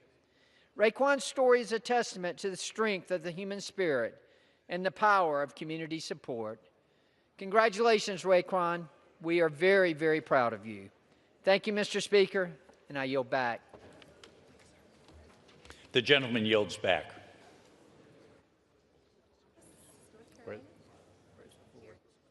For what purpose does the gentleman from North Carolina seek recognition? Mr. Speaker, I ask for unanimous consent to address the House for 1 minute without an extension. Without objection, the gentleman is recognized for 1 minute.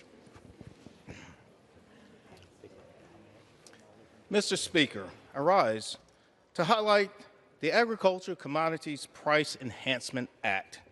Input costs for our farmers are astronomically high right now, whether it be fertilizer, seeds, or labor, not to mention the volatility of the current world food market. On top of this, the past year was one of the worst years for farmers in North Carolina between the impacts of drought and Hurricane Helene and other factors beyond their control. Our farmers need some certainty that they will be able to farm next year if their crops are not bringing in enough income to provide for their families. The Agricultural Commodities Price Enhancement Act directly addresses this by increasing reference prices for key commodities grown in eastern North Carolina and across the United States.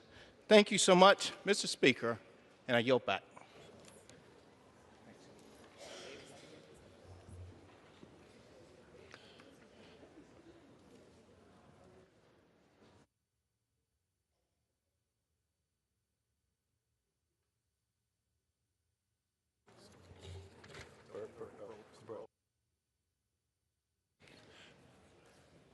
For what purpose does the gentleman from Missouri seek recognition? To address the House for 1 minute and to revise and extend my remarks. Without objection, the gentleman is recognized for 1 minute. Mr. Speaker, today I rise to honor the life and the legacy of Julie Ann McDonald, a lifelong Missourian from Savannah who recently passed. Julie Ann was a beloved mother and grandmother who touched the lives of many in our community. Friends and family knew her as Mimi, someone who put service above herself, caring for her neighbors, her community, and especially her family. She regularly volunteered at multiple organizations and schools. She was deeply involved in her local church, and she brought joy to her book club with friends that cherished her company. Throughout a 42-year teaching career, her compassion, leadership, and dedication touched and inspired the lives of countless students who had the privilege of learning under her mentorship. A rich life and a storied legacy, Julie Ann leaves behind her husband, Martin, her sons, Ryan and Scott, her daughters-in-law, Vicki and Laura, and her 2 grandchildren, Mackenzie and Jameson. My prayers are with her loved ones and with her family. Thank you, Mr. Speaker. For what purpose?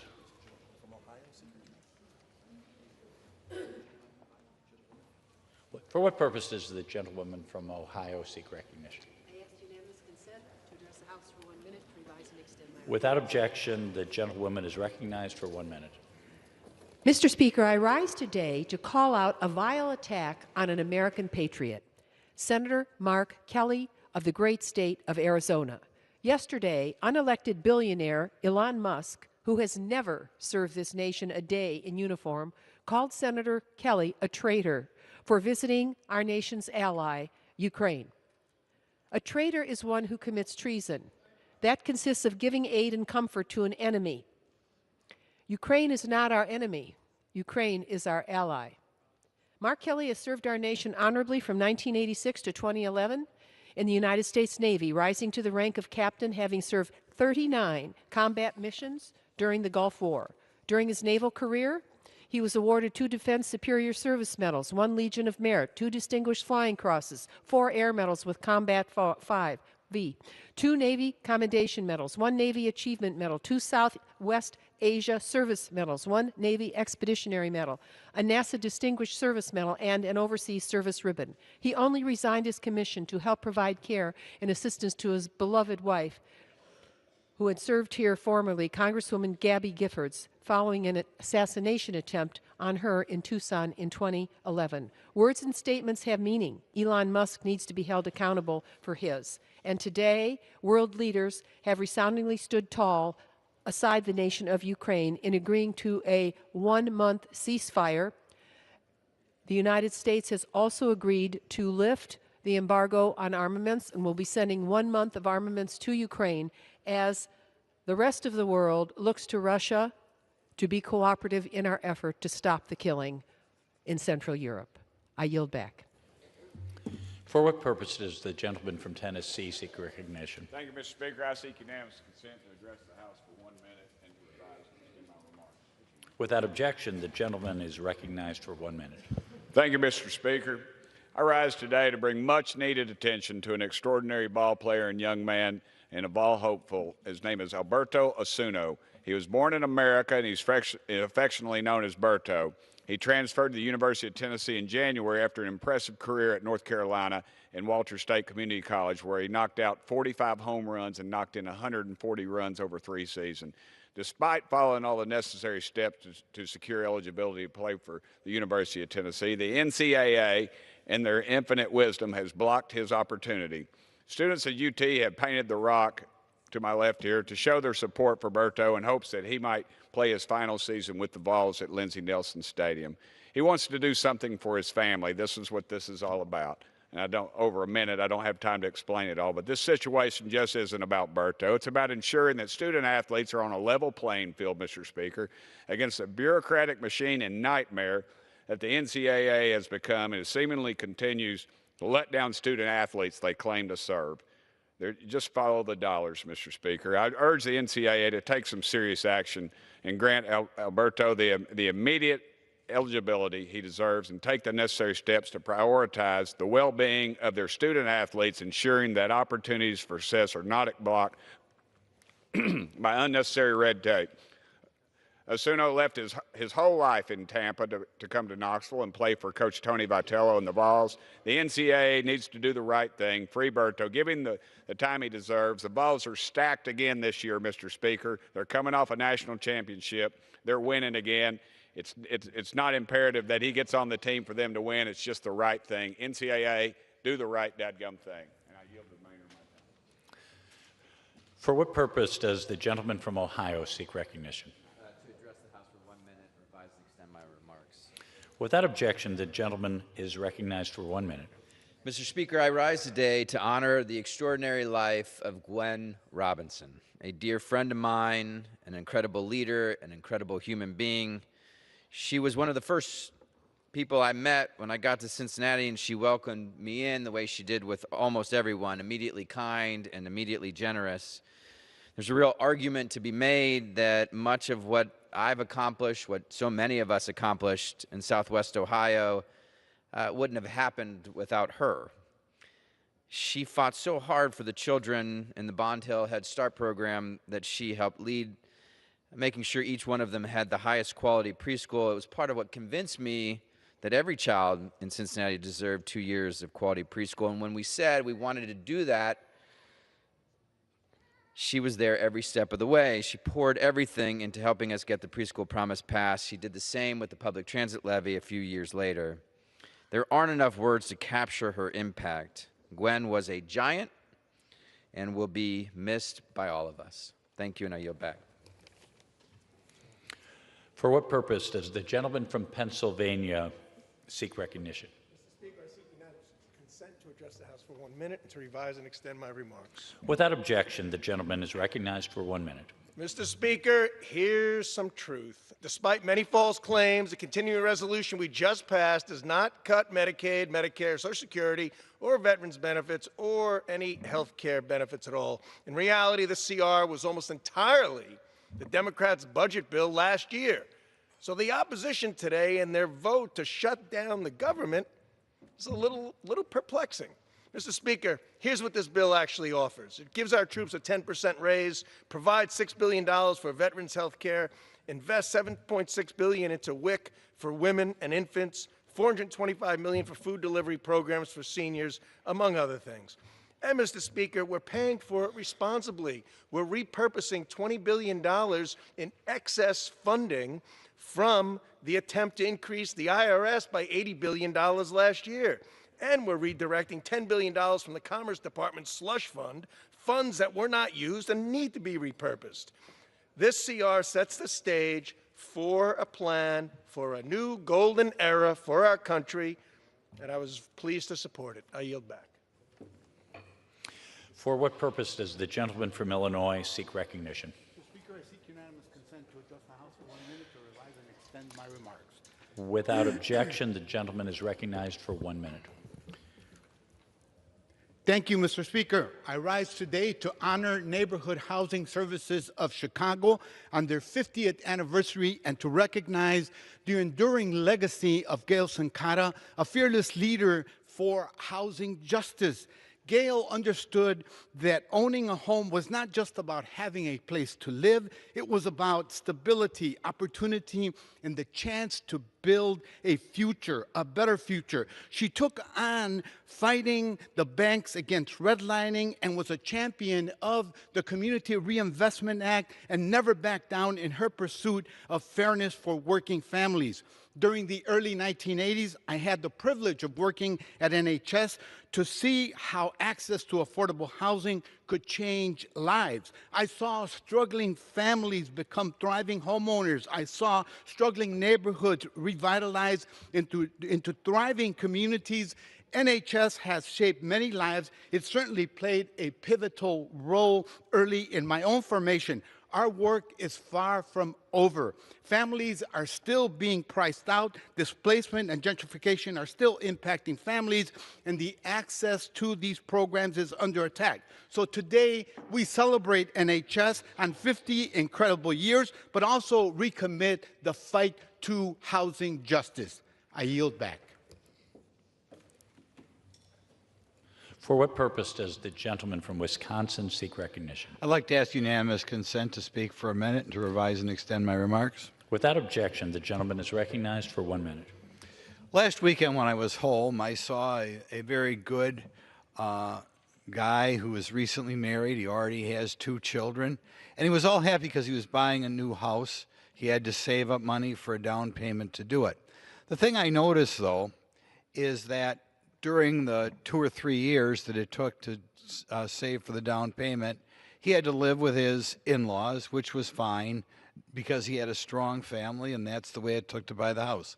It bothered me knowing that in other places in this country, people are just given housing. They don't have to live with their in-laws. And in essence, the government is treating them better than this example of a guy who was married and spent a couple of years with his parents. So I hope in the future that this Congress changes the rules so we no longer benefit or raise this guy's taxes to set up someone for their own house immediately. Thank you. For what purposes the gentlewoman from California seek recognition? Mr. Speaker, I ask unanimous consent to address the House for 1 minute and to revise and extend my remarks. Without objection, the gentlewoman is recognized for 1 minute. Thank you, colleagues. The power of the purse belongs to Congress, not to the president. And this has nothing to do with our current president, Donald Trump. This is in the Constitution, and it's clear as day, and it's been affirmed over and over again by the Supreme Court. Unfortunately, our colleagues on the other side of the aisle want to have it both ways. They want to let Elon Musk, an unelected billionaire, wreck our government with illegal cuts, but they seem to lack the courage of their convictions to actually vote on these cuts. They lack that courage because they know how toxic these cuts are. Deep cuts to health care, cuts to child care, cuts that help the most vulnerable amongst us. They won't even allow a vote on my amendment, when all it would do is to force the president to follow the Constitution. I am here with a simple request from my Republican colleagues. Abide by your oath. Stand up for the Constitution. Allow a vote on this amendment. Stand up for your own constituents and stand up for your own constitutional authority. That is what we are elected to do. That is why we are here. It is one of the main reasons we are here. Do not give our authority as Congress away to an unelected bureaucrat. Thank you. For what purpose does the gentleman from North Carolina seek recognition? Mr. Speaker, I seek unanimous consent to address the House chamber for 1 minute to revise and extend my remarks. Without objection, the gentleman is recognized for 1 minute. Thank you, Mr. Speaker. I rise today to honor the great people of Youngsville, North Carolina, ahead of their 150th anniversary in celebration, on celebration of March 17th.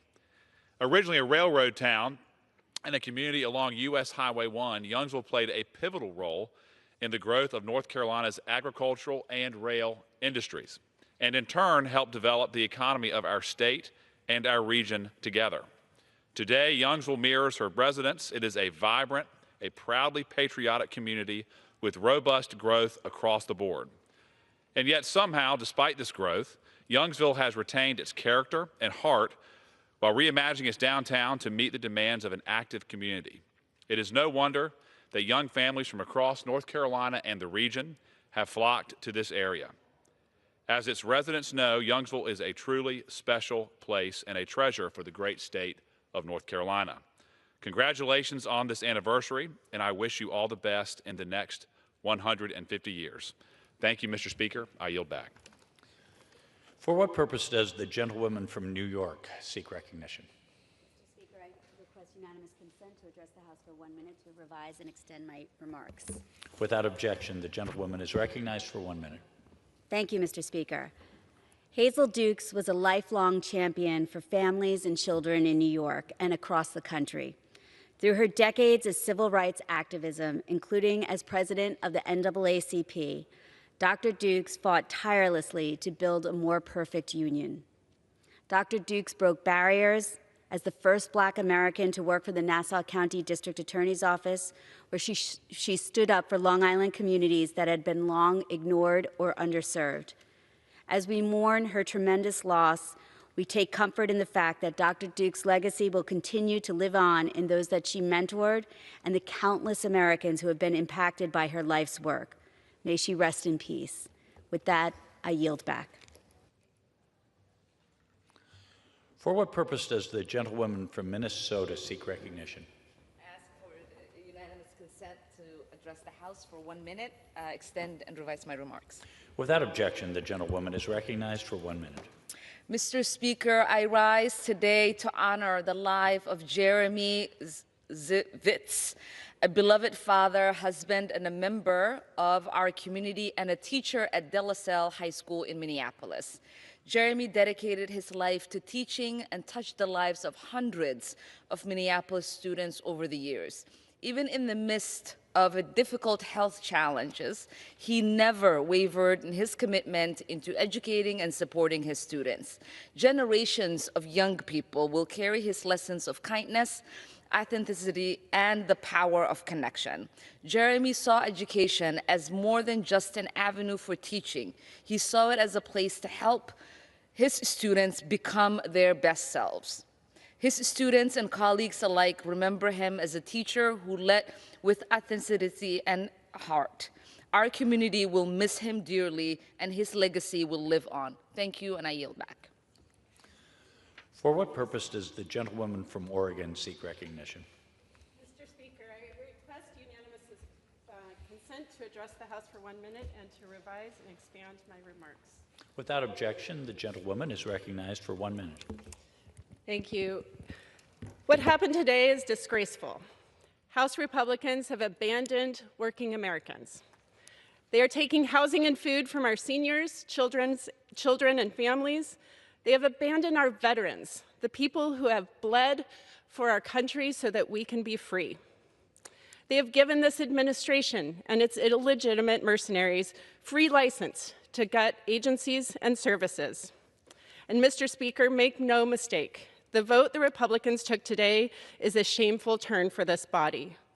In the words of Danzalee Abernathy, the daughter of Reverend Ralph Abernathy, best friend to Martin Luther King and civil rights leader, We will not go quietly into this reality. The American people want you to fight back, fight on, stand strong for truth, justice, and equality for all. And Danzig and Oregon, I will continue to fight, and I hope you will stay with me in this fight. Thank you, Mr. Speaker. For what purpose does the gentleman from New York seek recognition? Mr. Speaker, I ask for unanimous consent to address the House for 1 minute and to revise and extend my remarks. Without objection, the gentleman is recognized for 1 minute. Thank you, Mr. Speaker. The House just voted to pass a radical partisan government funding bill. I voted no because it lets Elon Musk decide how this money is going to be spent by federal agencies. There is a lot wrong with this bill. This bill fails to lower the cost of housing and instead cuts rent subsidies for low-income Americans, including seniors and domestic violence survivors, by $700 million. This enables President Trump and Elon Musk to cancel transportation infrastructure projects already underway. These projects are reducing traffic congestion and improving subway systems. This reduces the emergency food program by $20 million at a time when food prices are on the rise. This allows Musk and Trump to fire thousands of employees at the Social Security Administration, and it cuts funding for health care for veterans who are exposed to toxins and so much more that is worse. We needed a bill that protects the middle class and makes life less expensive for residents in Westchester and the Bronx. This continuing resolution is the opposite of that. Remember, I told you so. Thank you, Mr. Speaker. For what purpose does the gentleman from Indiana seek recognition? I ask unanimous consent to address the House for 1 minute. Without objection, the gentleman is recognized for 1 minute. Mr. Speaker, I rise today to state that should now the House-approved full-year continued resolution become law, it will be a legislative tragedy for Northwest Indiana that will strip away specific funding for public safety and economic development. By not including community project funding requests approved by this institution in the House Appropriations Committee just last year, Indiana's 1st Congressional District loses $4 million in approved funds to support equipment and resources for law enforcement agencies, and $7 million in approved economic development projects, and reducing health benefits for veterans and putting at risk health care for seniors and children with complex medical conditions. The House majority has made Northwest Indiana less safe and jeopardizes our potential for economic growth and the ability to create more work and wealth and put veteran health care and those veterans who were exposed to toxic burn pits, Agent Orange, and radiation health care at risk. It is shameful that we have misled our local law enforcement agencies, local units of government, and veterans and seniors. I encourage my Senate colleagues to reject this harmful measure, and with that, I yield back. For what purpose does the gentlewoman from New York seek recognition? I have consent to address the House for 1 minute. I extend my remarks. Without objection, the gentlewoman is recognized for 1 minute. Thank you, Mr. Speaker. Today I rise in honor of Dr. Hazel Dukes, a lifelong activist, a champion for civil rights, and the president of the NAACP New York State Conference. Her fierce commitment to fighting for equality and justice is simply unmatched. She was a trailblazer in New York State and across the country, a renowned community organizer and a leading voice at the NAACP for nearly 40 years. She worked tirelessly for equity in housing, healthcare, and education. I remember sitting next to Dr. Dukes at a long meeting where we were standing for hours, clapping and cheering. I was so tired and kept trying to sit down, but she reminded me that it was a privilege to be there and to remind me to stand right back up. Her strength came from her compassion and love for our communities. The legacy that she leaves behind will inspire women, girls, and advocates across New York for generations to come. It was an honor to have known you, Dr. Dukes. May you rest in power. I yield back. For what purpose does the gentlewoman from Connecticut seek recognition? I request unanimous consent to address the House for 1 minute and to revise and extend my remarks. Without objection, the gentlewoman is recognized for 1 minute. Thank you. In recognition of National Nutrition Month, I introduced the Feed Hungry Veterans Act, legislation to permanently remove barriers to SNAP, often faced by veterans with work-limiting disabilities. According to the 2023 RAND report, 1.4 million veterans are food insecure. That is in part because many disabled veterans do not meet all of the qualifications for federal nutrition programs like SNAP. My legislation amends the definition of elderly or disabled for SNAP to include veterans with one service-connected disability rated at 60% or higher, or 2 or more service-connected disabilities, at least one of which is rated 40% or higher. With more than 1/3 of disabled veterans in the United States facing food insecurity, we must do more to support those who have honorably served our nation. The Feed Hungry Veterans Act is a critical step to ensuring veterans have long-term access to critical food assistance. With that, I yield back.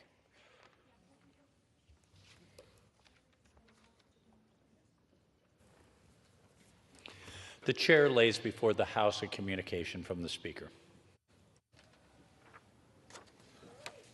The Speaker's Rooms, Washington, D.C., March 11th, 2025. I hereby designate the period from Tuesday, March 11th, 2025 through Sunday, March 23rd, 2025 as a district work period under Clause 13 of Rule 1. Signed, Mike Johnson, Speaker of the House of Representatives.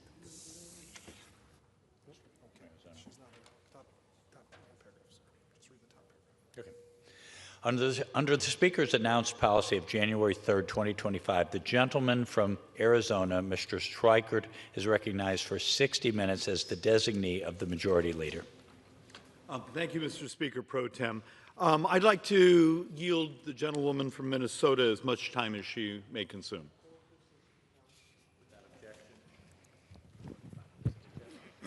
Thank you, Mr. Speaker. And I would also like to thank the gentleman and my fellow member of Ways and Means, the gentleman from Arizona, for yielding me the time. Mr. Speaker, I rise to congratulate the Moorhead boys hockey team on their first state championship, defeating Stillwater 7-6 at the Excel Center over the weekend. The 2A championship win was led by this year's Mr. Hockey, Mason Kraft. The team dedicated the game to their teammate Ethan, who passed away unexpectedly last year at the age of 16. Holding up his jersey throughout the game and bringing the jersey through the handshake line, the Moorhead Spuds have made their families, community, and the whole 7th District proud. Congratulations to the Spuds. Mr. Speaker, I rise today to congratulate the East Grand Forks boys hockey team on their incredible Class 1A championship win. With what sounded like the entire community of East Grand Forks in the stand, the team defeated the St. Cloud Cathedral 2-1 in overtime.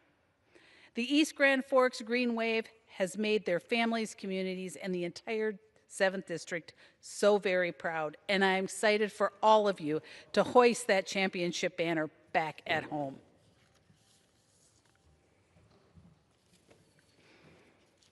Mr. Speaker, I rise to congratulate the Warroad girls hockey team, the Lady Warriors, on their 10-year streak as section champions.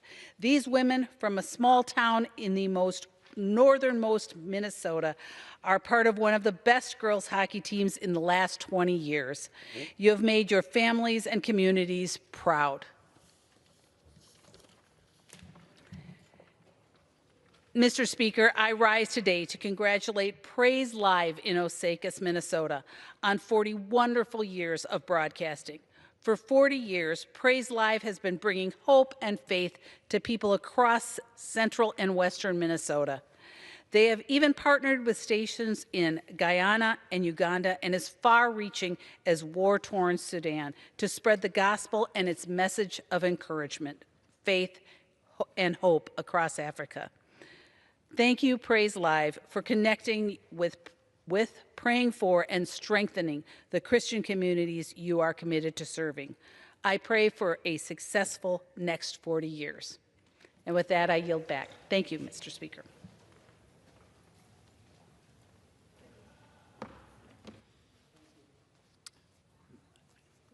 I appreciate. Mr. Speaker Pro Tem, I'm going to try something this evening. The thesis I'm going to try to sell tonight is that data is substantially a solution for us. And you go, huh? So I'm going to walk through a number of things that just came out in the new MedPAC report because, and look, I've only just started reading it, but there's a couple interesting things. I'm going to try to walk through the reality of what drives debt and deficits like I do every week. I'm going to try to walk folks through some of the actual math instead of some of the hysteria that is modern politics where we make crap up because we don't tell the total details. And let's see if we can actually make any progress here on sort of the intellectual capital of this place. So just off the top of my head, Mr. Speaker, you've seen the stories of, the butchering of federal employees. Okay, let's walk through just some of the math. You got 3 million federal employees. If 77,000 have decided to take, the early retirement offer, let's see, that's, God, I should have, dear heaven, I should have calculated this before, is 3%, 3% of the federal population. I have a chart we're working on, did not make my stack, to show the growth in the number of federal employees in the last decade. It's a little rich how many folks run around here and they want more spending for their projects, or they don't want this, or they don't want that, but at the same time, they're lined up at our doors and want more spending. If I could come to you and say, guys, we're going to try to find a way to make the way we deliver services much more efficient, much more rational. So let's actually sort of walk through a couple of the boards. This is one we start with a lot. And the number now is a bit more dour. This board's a year out of date, but I didn't want to spend the money to reprint it. Do you see the blue portion? Okay, this fiscal year, it's about 25% of all the spending is in the blue. That's what we get to vote on. That's military. That's what we call non-defense discretionary. We borrow about, let's see, last year for every dollar we took in taxes, we borrowed or we spent $1.39. So functionally 39 cents. This year it will be a little better. We think it will be only 36 cents for every dollar we take in taxes. So what that basically means is everything you and I as a member of Congress vote on is borrowed. But we have this reconciliation budget. It's one of the few times where we actually get to talk a little bit about what's in the red. But we don't get to touch net interest. Interest is interest. And some of the math coming in right now says interest this year, this fiscal year, could be about 1.1 to 1.2. I actually am a bit more dour. $1 trillion, making interest functionally the second highest expense in the federal government. Until this reconciliation budget makes it through, defenses like number 4 on spending. So Social Security, interest, functionally Medicare, defense. But when you take a look at what we're even allowed to talk about in a reconciliation budget, and you know why we do the reconciliation budget, it's so we can get around this 60-vote rule in the Senate. So we're doing all this dancing and stuff because of the Senate rules. But we can't touch net interest, and we're not allowed to go near Social Security. So think about that. That area on that last chart I just showed you that was red, the majority of it, we're not even allowed to talk about. We can't touch it. We can't do anything about it. So when you see the authorizations, that's actually why committees like Ways and Means and Energy and Commerce have such a lift. So what happens if I come to you and start to say, you have a country that's binging on debt. We're in extraordinary measures right now, so some of the daily debt calculations are a little screwed up. But before we went into extraordinary measures, we were in the $60,000, $70,000 per second every day, every second. If my math is correct and we come in at about 2.2 trillion, maybe 2.3 trillion of borrowing this year, you got to start thinking about that. So we take in about 5 trillion in tax receipts. We're going to spend about 7 trillion, meaning about 7.25% of the entire economy is borrowed this year. And if we don't get our act together, in 9 budget years, it could be 9.2% of the entire economy is borrowed. And I was just wanted to make the point, because I'd come here in the past, interest rates have fallen dramatically in the last couple of weeks, which, remember the seesaw? We've talked about the seesaw. When the economy is really strong, or there's a shortage of capital to borrow, interest rates go up, meaning the United States, we pay a lot more in debt servicing. When interest rates go down, that typically means the expectations of the economy are slowing down, meaning our tax receipts fall. So the middle of the seesaw stays the same. I saw some people getting giddy. Look, interest rates are down. It also means actually some of our modeling in the future quarters of tax receipts also are starting to fall now. So there's no free option anymore. But you've seen some of the discussions. Ray Dalio has been out there talking about the heart attack of debt and what happens to other countries and the history of that. Going back, I think he's in his book, he's going back a couple thousand years. The United States, so here's functionally the world borrowing. China's borrowing about 17% of what we call the available capital for sovereign borrowing. Japan's borrowing about 10%. We're borrowing 40%. So we're about 25% of the world's GDP, but we're borrowing 40% of the money that goes to sovereigns. You got to understand the scale, the binging on debt. And when I get to the very last board, I'm going to show again the chart that just seems to upset people, but it's math. From today through the next 30 years, discretionary spending actually, according to CBO's 30-year model, actually ends up with it grows slower than tax receipts. But it's Social Security and Medicare. It's demographics. It's not Republican, it's not Democrat, it's demographics. Where it becomes partisan is the unwillingness to tell truth about the math, and then actually the creativity of how we disrupt the cost. So how do you actually find some of these things? This chart's a little awkward. I would have designed it a little different, but sometimes you're running around. The point we're trying to make is, here was the effective interest in 2014 to the United States. Now all of a sudden we're up here, and the actual market rate we expect in the future to actually continue to consume, meaning interest is our great fragility in this country. I've told the comment many times, at our current rate of borrowing, we've almost put the bond market in charge of this country. Because if you have to bring hundreds and hundreds and hundreds of billions of dollars to market every month, do you screw with your banker? In many ways, that bond market now is our banker.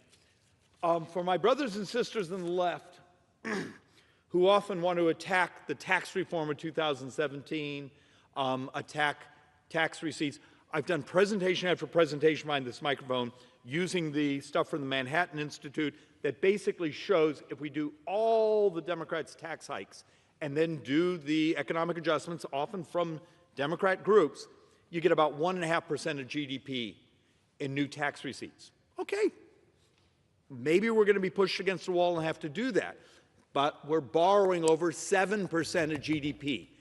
So it's like on Social Security. It's common that the reframe is, well, just raise the cap. Okay. In 2033, Social Security Trust Fund is empty. Our brothers and sisters on Social Security will take 17 to 20% cut. We double senior poverty in America. And when someone says, well, just raise the cap, our model is in that next year, 2034, raising the cap only covers about 38% of the shortfall, and you've wiped out the cash and the other things you actually need to also save Medicare, which actually that trust fund runs out like 3 years later. So one of the reasons for this chart is trying to demonstrate something very simple, that back when, before TCJA, the 2017 tax reform, the actual projection of what tax receipts would be, so before the tax changes, we're right on track. You see the weird blip there? That was the remarkable amount of spending that happened during the pandemic. We actually just went back to nominal. So what happens here? What happens when there's this intense hunger to play this weird blame game instead of being willing to tell our voters the truth? The vast majority of debt this decade will be interest and healthcare costs, mostly Medicare. So one more contributions to the increase in spending from 2024 to 2035. Interest. So remember, why this chart is important. Let's put it in perspective. Baseline. This is actually with the taxes going up at the end of this year, just baseline. So following current law, not the clowns that actually run around saying, let's just avoid the law and just let's pretend what we spend, we spend. The law says we're going to borrow $22 trillion over the next 10 years. Okay, that's baseline. Here's the mix of that borrowing. 24% of that will be interest of the additional borrowing. Old age survivors, Social Security will be 31%. Discretionary, 13%. Other mandatory, 4%. And Medicare, 28%. Now, the fact of the matter is old age survivor, Medicare have their own trust funds, except for the fact that within that 10-year window, at least this trust fund is now emptied. Are we allowed to talk about it? Are we allowed to do the moral thing here and maybe stop the doubling of senior poverty? But yet, the fact of the matter is maybe I'm an idiot for getting behind the microphone and actually mentioning the word Social Security because there's someone writing an attack ad on me right now for trying to save it. It's just the sickness of this place. So let's actually walk through a little bit. I saw a number of folks who actually have been attacking DOGE and the attempts to use data. Understand that some of the communication skills are haphazard. But if I came to you today and said, let's strip any partisanship, we need to find waste, fraud, abuse, modeling issues where we're doing things the wrong way, where we have models that are decades, sometimes decades and decades out of date, would you hire an army of auditors? An army of lawyers? Or would you hire data scientists? Turns out, several years ago, Congress started requiring agencies that send out payments, that cover healthcare costs, that send out checks, these things, start telling us your error reports. Okay, so for 2023,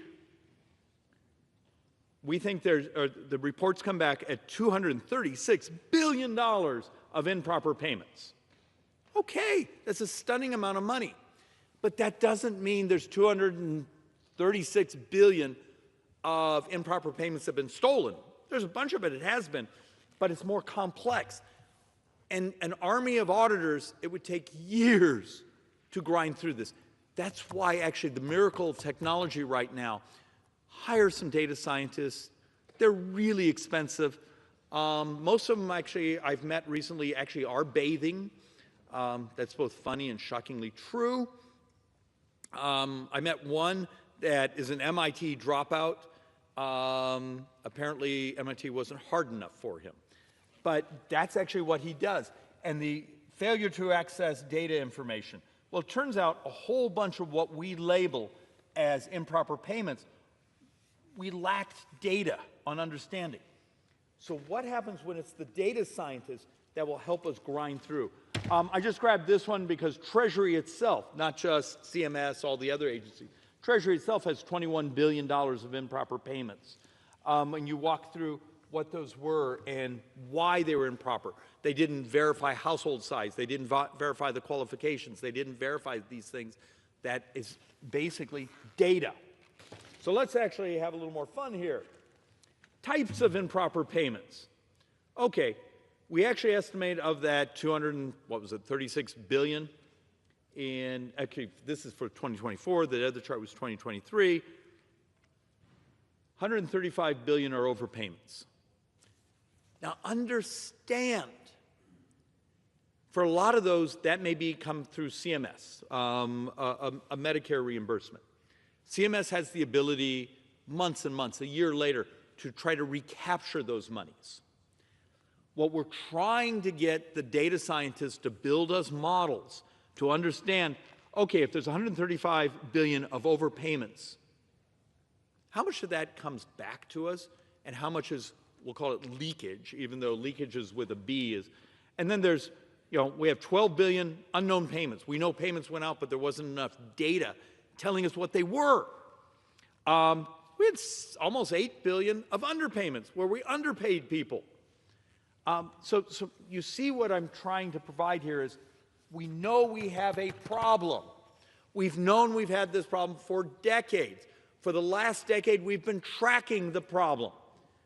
And it's only been the last couple months we're beginning to tackle the problem and try to use technology to dive into what are these? What are these categories? And understand, some of this you'll notice the huge spike in improper payment amounts. That's actually mostly from the pandemic when we were pushing money, shoveling money out of this place like crazy.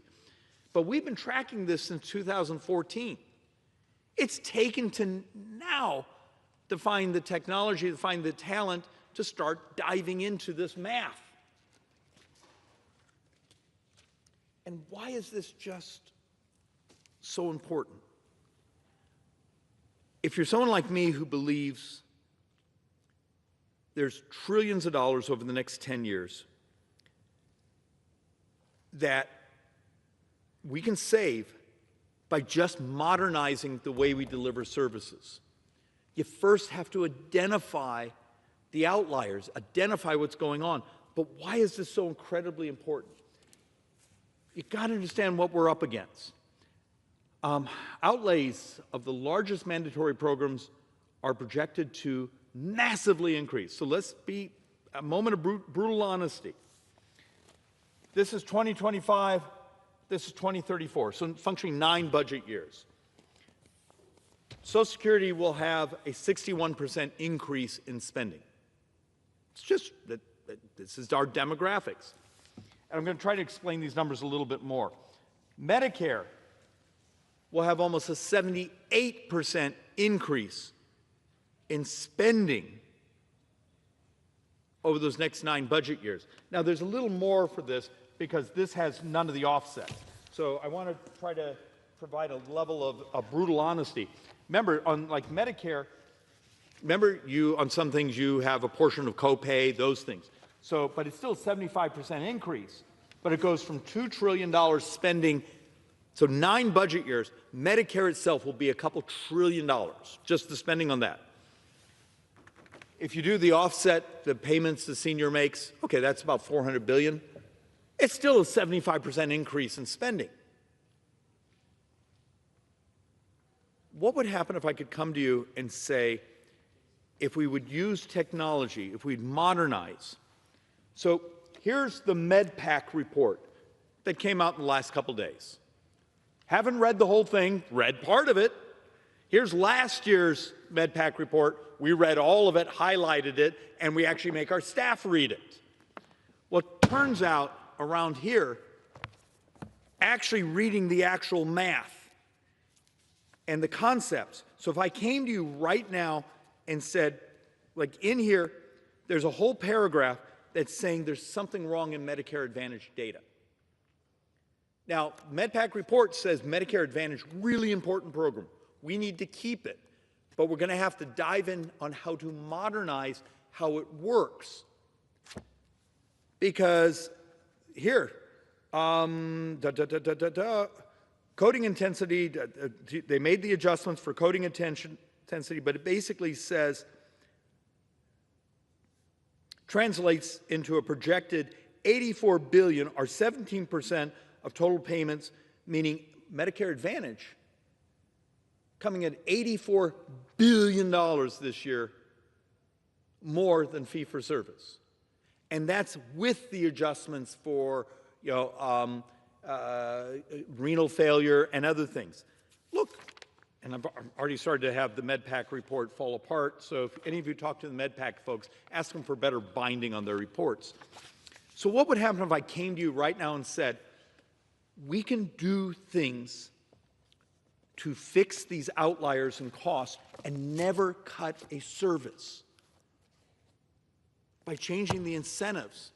Instead of the incentives that the MedPAC report talks about of scoring people as sicker and sicker and taking that additional spending, how about a system that says, why don't we incentivize the providers in this program to help our brothers and sisters who are seniors be healthier? And that making your population, helping them be healthier, is actually your profit. Is that heresy? I would argue that's just good design. And we don't have a choice, because last week, the Joint Economic Committee, we published a report. And I chair the Joint Economic Committee, and I appreciate we have remarkably hardworking economists, and we're trying very hard, but we're willing to go to places that are politically dangerous but mathematically honest, which is something that rarely happens around here. But we tried to touch on things like, how fragile is U.S. debt to higher interest rates? Fact of the matter is, I did a chart a couple of weeks ago that showed if the United States went back to a 6% handle on U.S. sovereign debt. Now, you go, well, that's a lot higher than we're at today. Yeah, but go back to the early 2000s, we were right up against 6%. You do realize in 9 budget years, if you are at 6%, it would mean 45% of all U.S. tax collections go just to interest. We do a chapter here on the effects of obesity to our society, to spending, to longevity, to family formation. Last year's report came in over $9 trillion. This year, we even define it more to understand what happens when the single biggest spend in our society could actually be mitigated by helping our brothers and sisters in the country be healthier. Are we allowed to talk about that, or is that just heresy? Because once again, got to tell the truth, over the next 30 years, Social Security and Medicare represent all the borrowing. And it's like $116 trillion of borrowing. Discretionary, which we talk about a lot because that's where you find some of the really stupid spending, the shiny objects, is projected to grow slower than tax receipts. My point is, for everyone out there who wants to be enraged by the White House, enraged by those of us who are trying to find solutions, bring us ideas. Bring us actual math. Stop making crap up, but if you're going to give us ideas, actually maybe read your subject area first. You'd be amazed how many things we get, where if we just didn't have foreign aid, and we show the chart that it's a week of borrowing. Understand, you have a country that our baseline is going to be borrowing about $6 billion a day.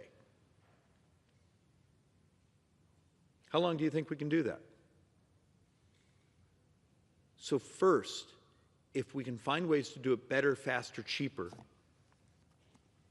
read the actual reports that we've been given for a decade that actually have ideas in this, and be willing now to do the hard work of just using technology and data and modernizing.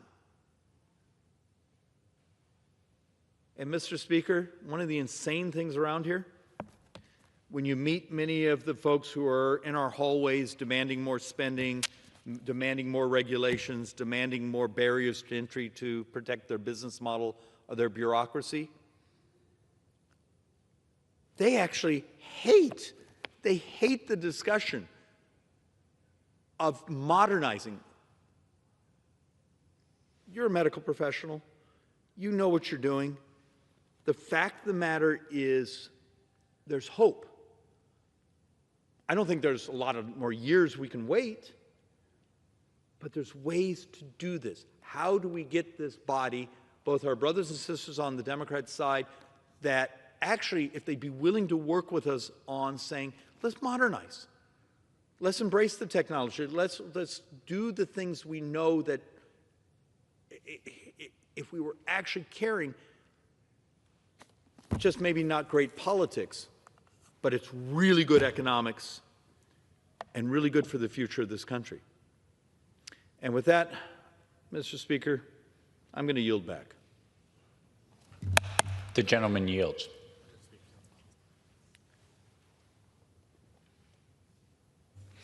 Under the Speaker's announced policy of January 3rd, 2025, the gentleman from Illinois, Mr. Foster, is recognized for 60 minutes as the designee of the Minority Leader. Thank you. Mr. Speaker, I ask for unanimous consent that all members have 5 legislative days in which to revise and extend their remarks and to submit extraneous material for the record. Without objection. Thank you, Mr. Speaker. First, I'd like to thank my colleagues in the Democratic Litigation and Response Task Force for helping us with this various special order hours, discussing the Trump administration's various reckless actions. And tonight, I rise to bring attention to an issue that really should have all Americans on alert, which are President Trump's tariff policies. Since the beginning of this administration, American businesses, manufacturers, and families have been stuck in limbo as the Trump administration has repeatedly threatened, then implemented, then paused, then restarted tariffs, creating uncertainty and instability. The most recent policy shift, a 25% tariff on goods from Canada and Mexico, has been fraught with delays and exemptions, leaving American businesses, manufacturers, and consumers just stuck in limbo, not knowing how to react and how to make their plans. In fact, just this morning, Trump doubled planned tariffs on steel and aluminum from Canada to 50%.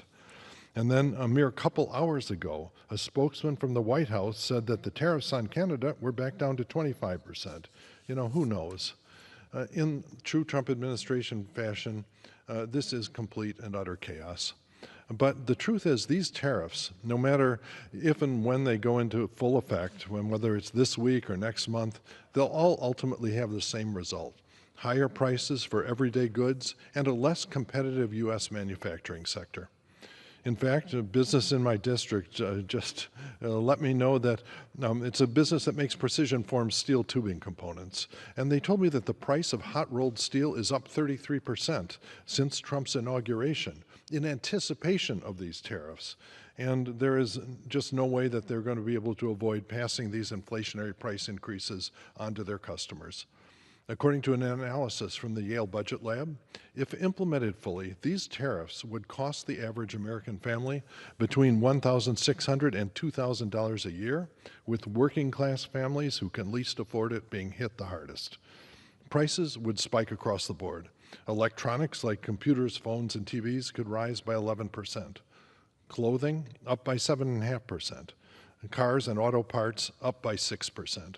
Groceries up 2%, and with fresh produce rising nearly 3%. Oil and other energy costs will rise over 1.6%, making it more expensive for families to fill up their gas tanks and heat their homes. Now, Trump is trying to spin these tariffs as something that is solely a tax on foreign companies, but history and macroeconomic facts tell us otherwise. When Trump first imposed tariffs during his first administration, it was not other countries that paid, it was American consumers and businesses. Importers passed these cost increases onto their consumers, and domestic producers hiked their own prices in response. This made U.S. manufacturers less competitive worldwide. In fact, in the last administration, Trump's policies put us into a manufacturing recession well before COVID hit. And beyond hurting hard-working American families, these tariffs threaten the stability of our economy.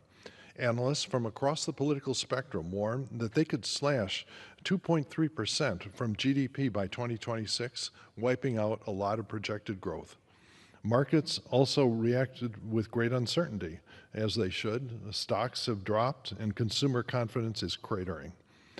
And for American farmers, many of whom are already facing mounting economic challenges, the situation is even more dire.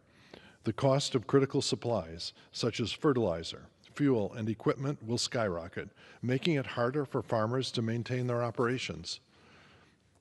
You know, I was just at an event earlier today with corn farmers from the Midwest. And for example, according to the U.S. Geological Survey, Canada supplies over 80% of our potash imports, which are an essential component for agricultural fertilizer. Now, guess who the next leading producers are after Canada? Russia, China, and Belarus. Now, wouldn't it be better if we could import from our friends in Canada instead of Russia, China, and Belarus? Or does our president feel differently? In any case, with increased costs, farmers will be forced to either raise prices or absorb the losses, neither of which is sustainable in the long run. And besides rising costs, farmers are already facing devastating losses in international markets. China, the largest export market for U.S. food products, has already announced retaliatory tariffs on key American agricultural goods, including wheat, corn, soybeans, pork, and dairy products. Mexico, our largest corn export market, well, they know what they'll be doing because they did it last time. When Trump did various things to insult the people of Mexico and assault their economy, they simply stopped buying corn from the United States and began borrowing it from Brazil, buying it from Brazil. Brazil, by the way, gets 2 crops a year, which when you tell that to corn farmers in the Midwest, they react. So we're in danger of losing these markets permanently if Trump continues what he did in his last go-around on tariffs. According to the USDA, in fact, the last time President Trump engaged in a trade war, it cost U.S. farmers nearly $30 billion in lost sales and market disruptions. And so in an effort to keep the farmers' heads above water, $30 billion of taxpayer money was sent their way. You know, that's not what farmers want. For decades, American farmers have worked tirelessly to expand access to foreign markets, ensuring their products reach consumers around the world. These new tariffs will undo years of progress in expanding those markets, closing off opportunities and shrinking demand for American-grown goods in the foreign market, something which domestic consumption alone cannot compensate for. And finally, Mr. Speaker, manufacturing. You know, long before coming to Congress and long before my career as a scientist, I started a manufacturing company with my brother. And starting with $500 from our parents, we built a company that now manufactures over half of all the theater lighting equipment in the United States. It provides over 1,300 manufacturing jobs in the Midwest. We do hardware, software, painting, wiring harnesses, customer support, everything. And I'm very proud that we've kept those good manufacturing jobs in the United States. And that's why boosting U.S. manufacturing and creating manufacturing jobs here has always been a top priority of mine, and why I was so horrified at the damage done to U.S. manufacturing by the last set of Trump tariffs. So I watched with deep concern as the first Trump administration's tariffs and our other trade policies put us in a manufacturing recession a year before COVID even started. Once again, Trump is pursuing a failed economic policy that was going to do nothing to bring jobs back, but instead it will drive up costs, kill growth, and undermine U.S. manufacturing, the very sector that he claims to protect. Manufacturers will be hit with soaring costs. Many U.S. manufacturers rely on imported raw materials such as steel, aluminum, auto parts from Canada and Mexico, and these tariffs will increase costs across the supply chains, making it harder to produce goods economically and much, much harder for U.S. manufacturers to export their goods in a competitive world environment. So contrary to what Trump and the Republicans are trying to say, higher cost means fewer jobs. When manufacturers face rising production expenses, they're forced to either pass those costs on to consumers, further driving up inflation, or cut jobs in production. Studies have shown that Trump's previous tariffs led to job losses, not gains, in the manufacturing sector. American manufacturers will once again struggle to compete globally. By making essential inputs more expensive, Trump is weakening U.S. manufacturers against foreign competitors who are not burdened with these artificial price hikes. Not to mention, manufacturers will likely to be hit by retaliatory tariffs when they're trying to export their goods to the countries that President Trump has targeted. This is not America first. This is America last in the global economy. The last trade war was a disaster. Under Trump's first round of tariffs, manufacturers suffered as input prices soared, supply chains were disrupted, and retaliatory tariffs from other nations crushed U.S. exports. And this time, the consequences could be even worse. The truth is, there are no winners in trade wars, only those left to bear the burden of higher costs, lost jobs, and economic instability. Instead of strengthening our economy, Trump and his Republican allies are needlessly putting at risk, gambling with the livelihoods of American families. And so when the U.S. is threatened with a recession, you don't have to take my word for it. You can read the front page of the Wall Street Journal. It will be those policies who are to blame.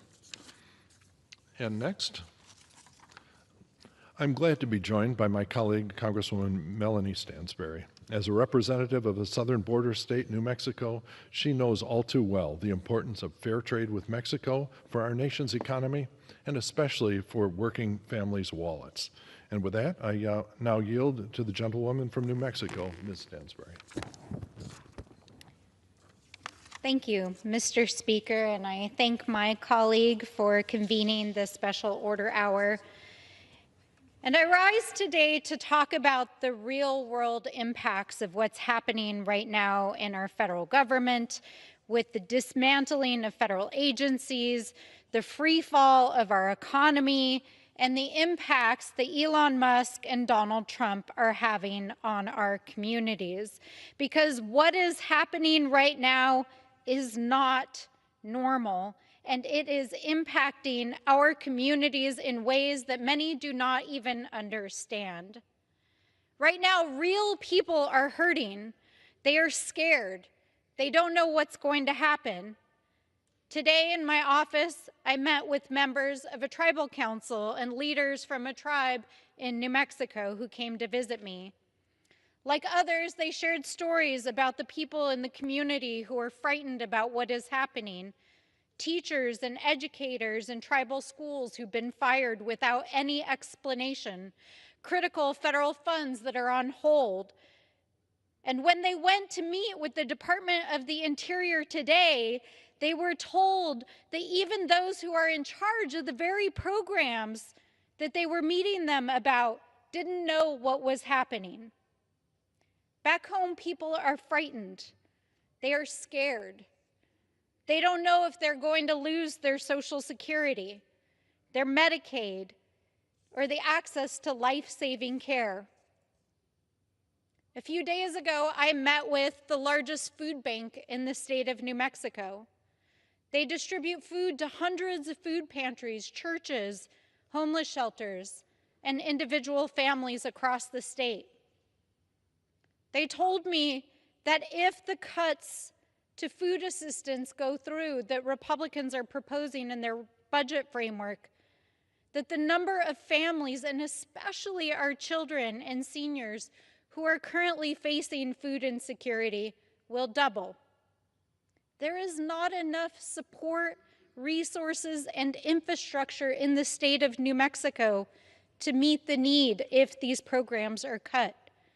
Our food system will do everything that it can to support our communities, but it will be more severe than even during the pandemic.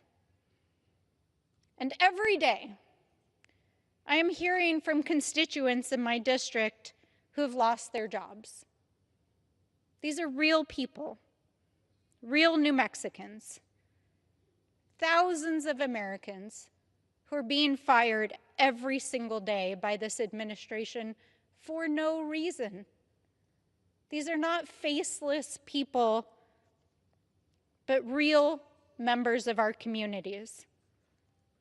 A tribal school teacher who was told in the middle of the school day that she was being fired for no reason after she had taught for years, to pack up her things and return home in front of her students. Students who don't know if they're going to be able to finish the school year and graduate. No answers, no explanation, no follow-up for how she's going to support her son and her disabled mother at home. A veteran who was on medical leave, who returned to their job at the VA on a Monday, only to find out that they had been locked out of their email. And inside that email was a nameless, faceless dismissal, letting them know that they had been fired for no reason. A dedicated public servant who drove to work every single day, 60 miles every day, to the VA hospital to serve their fellow veterans, who was never even notified as to the reason they were terminated. Just a mass email sent to thousands of federal employees across the United States. And just like the other veterans across my district who lost their jobs over the last several days, another veteran who served in the Army Reserves from 2001 to 2010, who also received that same nameless, faceless email from Elon Musk. A veteran who received an Army Achievement Medal, a Combat Action Badge, and other medals and achievements over the course of their service, who was fired with devastating impacts to their family, not only financially, but emotionally. These are the real people being impacted by this administration. An administration that seems to have no regard whatsoever for the thousands of Americans who are literally losing their livelihoods every day as a result. And while they take on these actions, while they dismantle these federal agencies, while they withhold the funds that literally thousands of organizations across the countries depend upon to provide vital services across our communities, while they fire these thousands of federal public servants who've dedicated their life to service, including our veterans and members of the military, they are giving themselves contracts to replace the very programs and create new services that will give them more wealth, like Elon Musk at the FAA. They're talking about monetizing HUD programs. That's right, voucher programs that our lowest income family members and members of our communities depend on. They want to turn it into a monetary program that makes private companies money. They want to turn over mortgage markets to their crypto buddies. Well, that sounds like a good idea, right? And they're doing all of this against the backdrop of trade wars that are not only endangering the American economy, but endangering the lives of millions of Americans and making it more expensive. Now, the thing I ask myself is, what is the end goal of all of this? I mean, seriously, what is the end goal? Donald Trump campaigned for the last 2 years on lowering costs. He told the American people, if you elect me, I will make it cheaper and easier to live in America. And so I want to ask my fellow Americans, is it cheaper than it was 6 weeks ago in America? If you've been grocery shopping over the last several weeks, you are seeing that prices are higher than they have ever been. We're not just talking about the price of eggs and meat, it's everything. The price of housing, the price of groceries, the price of energy. Not only have prices not gone down, they've gone up. And now, because of these tariffs and trade wars, we know that everything is going to get exponentially more expensive. The raw materials that fuel American manufacturing and construction, more expensive. Produce and food, more expensive. Energy, more expensive. What are they doing? Why are they doing this? Why are my colleagues enabling this administration to harm the American people, enabling this administration to put harmful policies in place that are making not only more expensive for Americans, but tanking our economy? What is this all about? To what end? I ask my colleagues honestly, Mr. Speaker, to what end is all of this?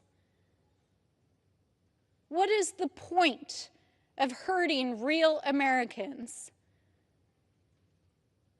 These policies are not making life better for real Americans. It is really about stealing from the working people of this country to make the wealthier more wealthy. And if you need any more evidence of that, then all you have to do is look at the budget framework that they passed here in this chamber 2 weeks ago.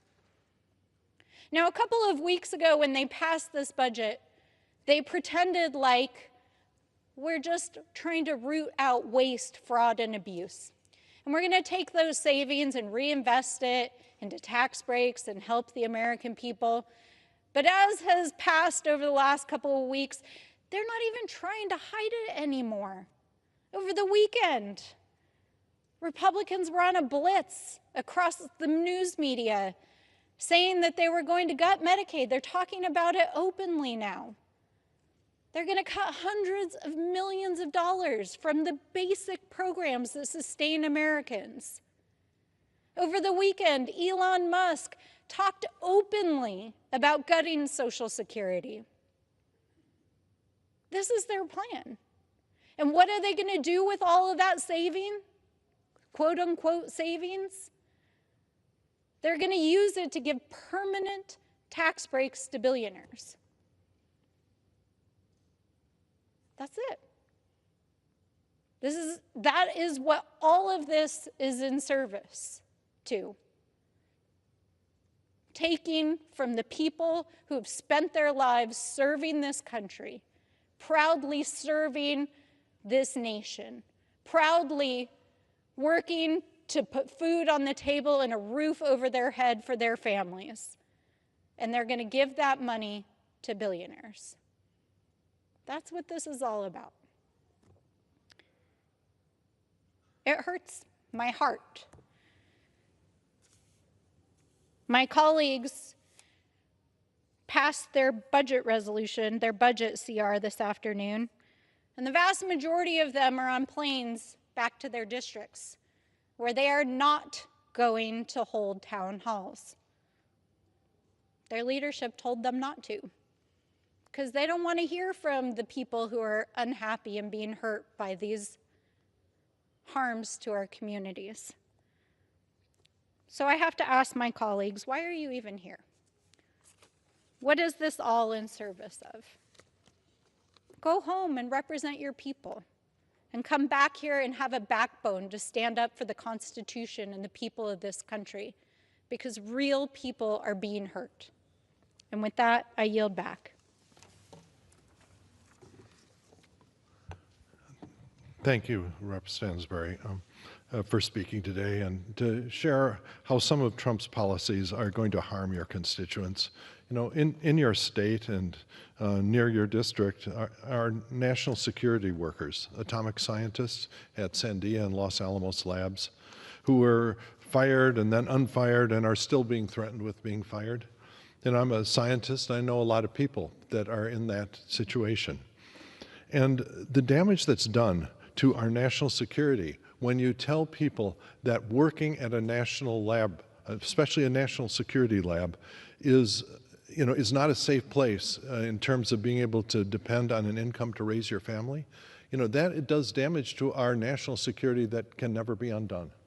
It is not a small deal, and the fact that some 23-year-old kid with a software background is deciding they know more about the workforce that we need to make sure our nuclear weapons are safe and effective is about as bad government as you could even ever imagine. And so that's, and I'd also like to echo your questions about why does Trump do this? Why does he actually do this? The president's reputation, it's based on, as a great businessman, it's based on making a series of one-off deals. And he's a real estate deal maker, not a manufacturer, not a businessman who has real customers. And he thinks he's done a good deal when he uses all the leverage in his negotiation to make sure that he's really rooked his counterparty, his customer, to the extent possible in his real estate transactions. Now, I'm very different. I'm a manufacturer. And the last thing you want if you're a manufacturer is a dissatisfied customer. It's a completely different mindset. And the problem occurs when Donald Trump views our allies as people to be rooked, people to be insulted, people to use the leverage to get the most out of the current situation with them instead of trying to develop the long-term business relationship that is really the basis of the long-term economic security of our country. And that's my best understanding of why the president does these things. Because certainly he has his advisors that let him know that his policies are going to have disastrous economic effects. In fact, just a couple of nights ago in an interview, President Trump declined to rule out the possibility of a recession, which I imagine his competent advisors have been shouting in his ear for weeks now. As I said earlier, there are no winners in a trade war. There are only those who are left to bear the burden of higher costs, lost jobs, and economic instability. Instead of strengthening our economy, Trump and his Republican allies are needlessly putting it at risk, gambling with the livelihoods of American families. So if the U.S. indeed enters a recession, we will know who to blame. I yield back.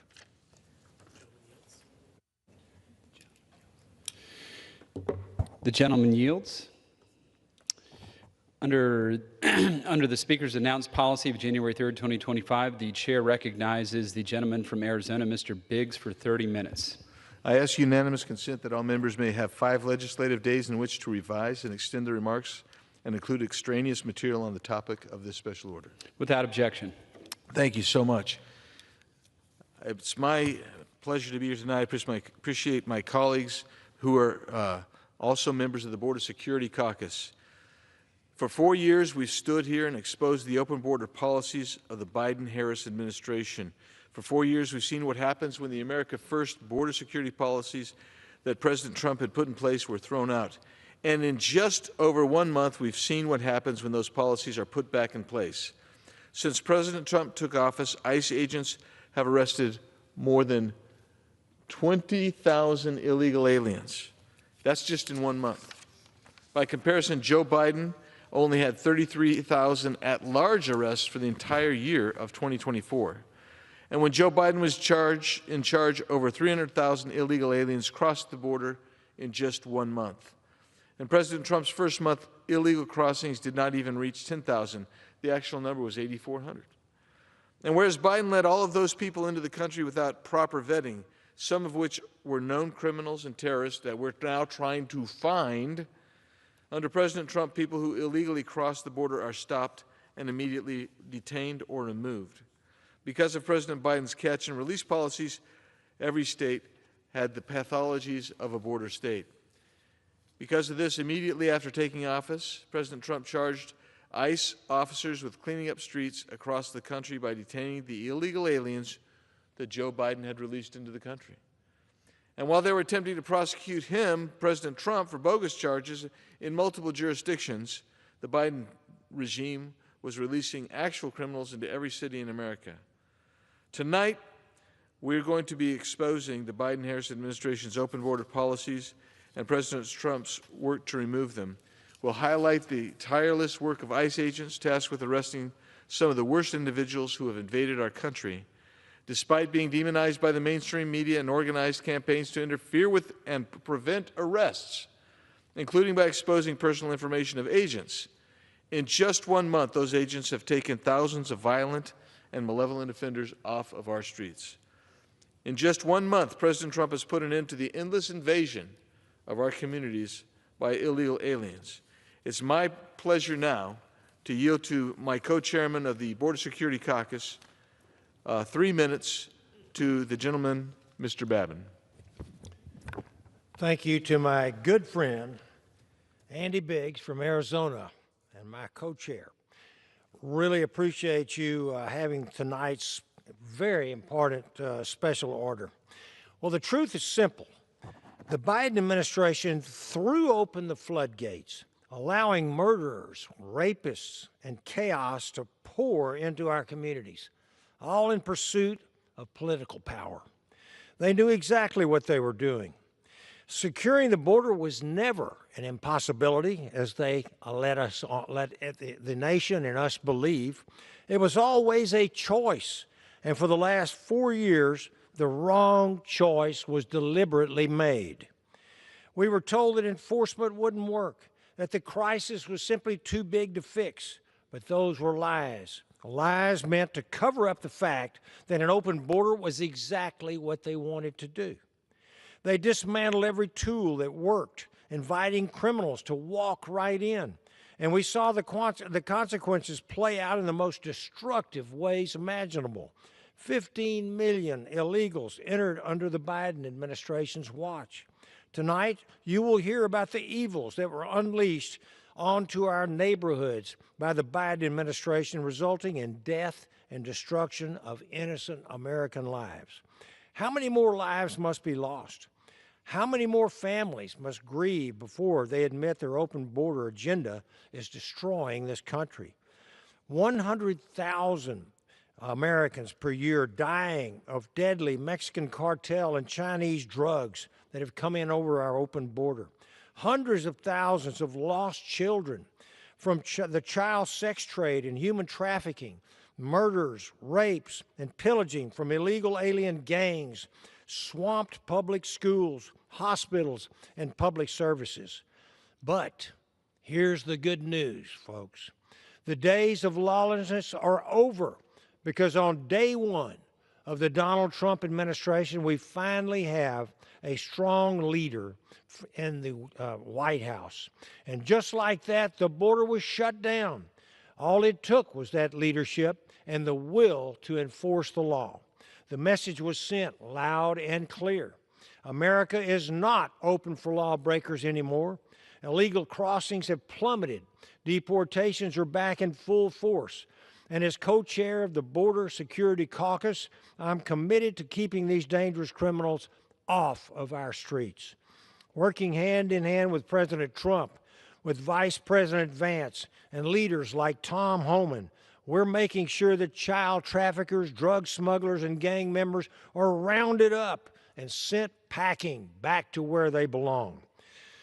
We are kicking them out by the thousands, just like we should have been doing all along these last 4 years. This is how you put America first, folks. You don't make excuses, you act. You don't let criminals run free. You lock them up or send them home. You don't leave the border wide open. You shut it down and you take control.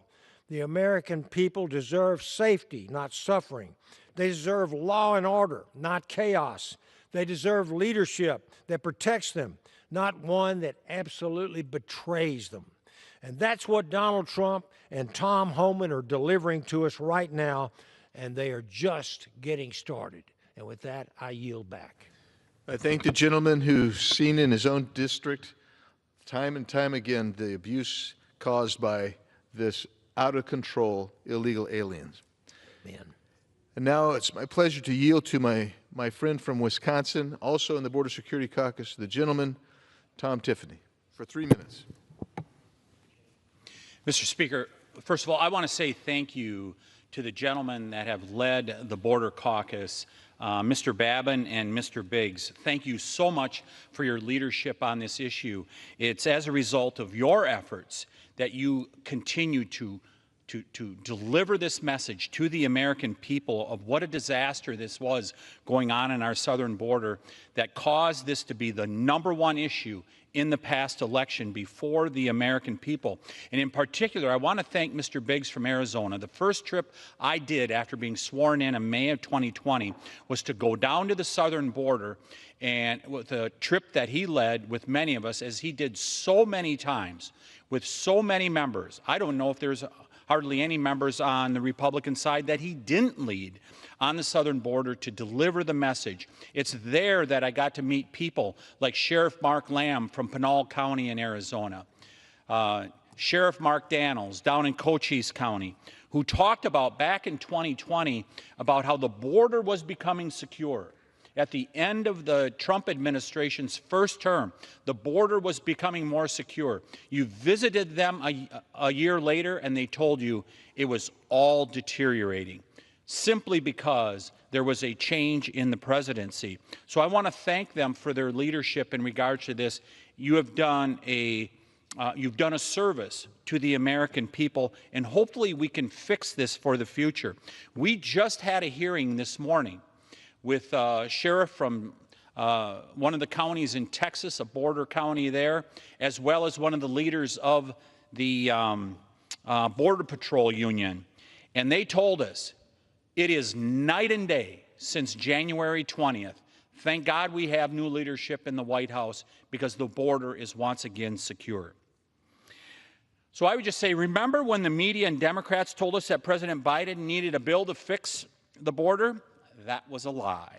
As President Trump said last week in his joint address, all we really needed was a new president. If there's one thing that's been proven over the last month, it's that the Democrats' border invasion was intentional. President Trump announced illegal border crossings in February were the lowest in decades. February 2024 under Biden, nearly 190,000. 2025 under Trump, a little over 8,000. That's a 96% decrease without a single new law from Congress. The difference, real leadership. It's truly a shame that Democrats willingly let the killers of Laken Riley, Jocelyn Nungare, and Rachel Morin into this country.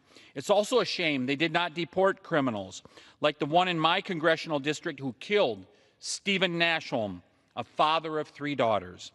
Thankfully, President Trump didn't wait for excuses. He took action by putting Remain in Mexico back in place, declared an emergency at our southern border, sent troops to help the Border Patrol, put a stop to illegal crossings, and signed the Laken Riley Act into law to deport dangerous criminals. Gone are the days of catch and release, which have a completely different meaning where I come from in the lakes in northern Wisconsin. But President Biden had turned it into an illegal alien term where illegals who were caught at our southern border were released into the U.S. To be clear, the last administration chose to let America be invaded. President Trump chose to stop it. Now American strength is back and stronger than ever, but we cannot stop here. Congress must act now to ensure these gains are not undone by the next weak president in the White House. We must codify things like stopping birthright citizenship, ending catch and release, ensuring that ICE has the tools needed to carry out mass deportations, and preventing parole abuse permanently. President Trump is doing his job. Now it's time for Congress to do ours. No more excuses. It's time to stand up for America. I yield back. Thank the gentleman. Appreciate his willingness. We have been to the border together. As everyone speaking tonight, I think we have been, except for Mr. Gill, who I've got to get down there with me because it's always fun. Anyway, I'm pleased to yield 3 minutes to my good friend from Georgia, Mr. Clyde. Thank you to my friend Congressman Biggs for holding tonight's special order and leading on this critical border issue. Since day one, President Trump has taken incredible steps to secure our border and protect the American people. These measures include ending catch and release, reinstating Remain in Mexico, restarting construction of the border wall, and cracking down on sanctuary cities. Recently, the Trump administration ended the taxpayer subsidization of open borders, meaning Americans' hard-earned tax dollars will no longer be used to support or incentivize illegal immigration. Additionally, the Trump administration has made great progress in carrying out its mass deportation operation. You know, what used to be called the CBP-1 app to allow illegals to more easily come into the country is now the CBP Home app. And you know why it's called the Home app? Because it's good for a one-way ticket home for illegal aliens so they can self-deport. President Trump is emptying our country of illegal aliens. Promises made, promises kept.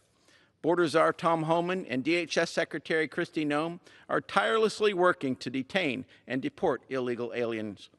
ICE agents, along with key assistance from local, state, and federal law enforcement partners, have already arrested and issued detainers for thousands of criminal illegal aliens, including murderers, drug traffickers, suspected terrorists, and MS-13 gang members.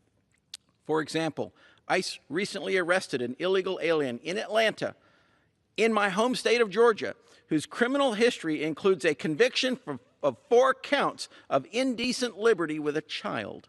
4 counts. This heinous criminal illegal has no place in the Peach State or anywhere else in our great country for that matter.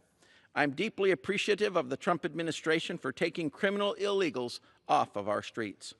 My Northeast Georgia district has seen the devastating impact of criminal illegal alien crime up close and personal. Last year, Maria Gomez Perez, a 12-year-old girl, was abducted in Gainesville, Georgia by an illegal alien. Thankfully, she was rescued and found in Ohio.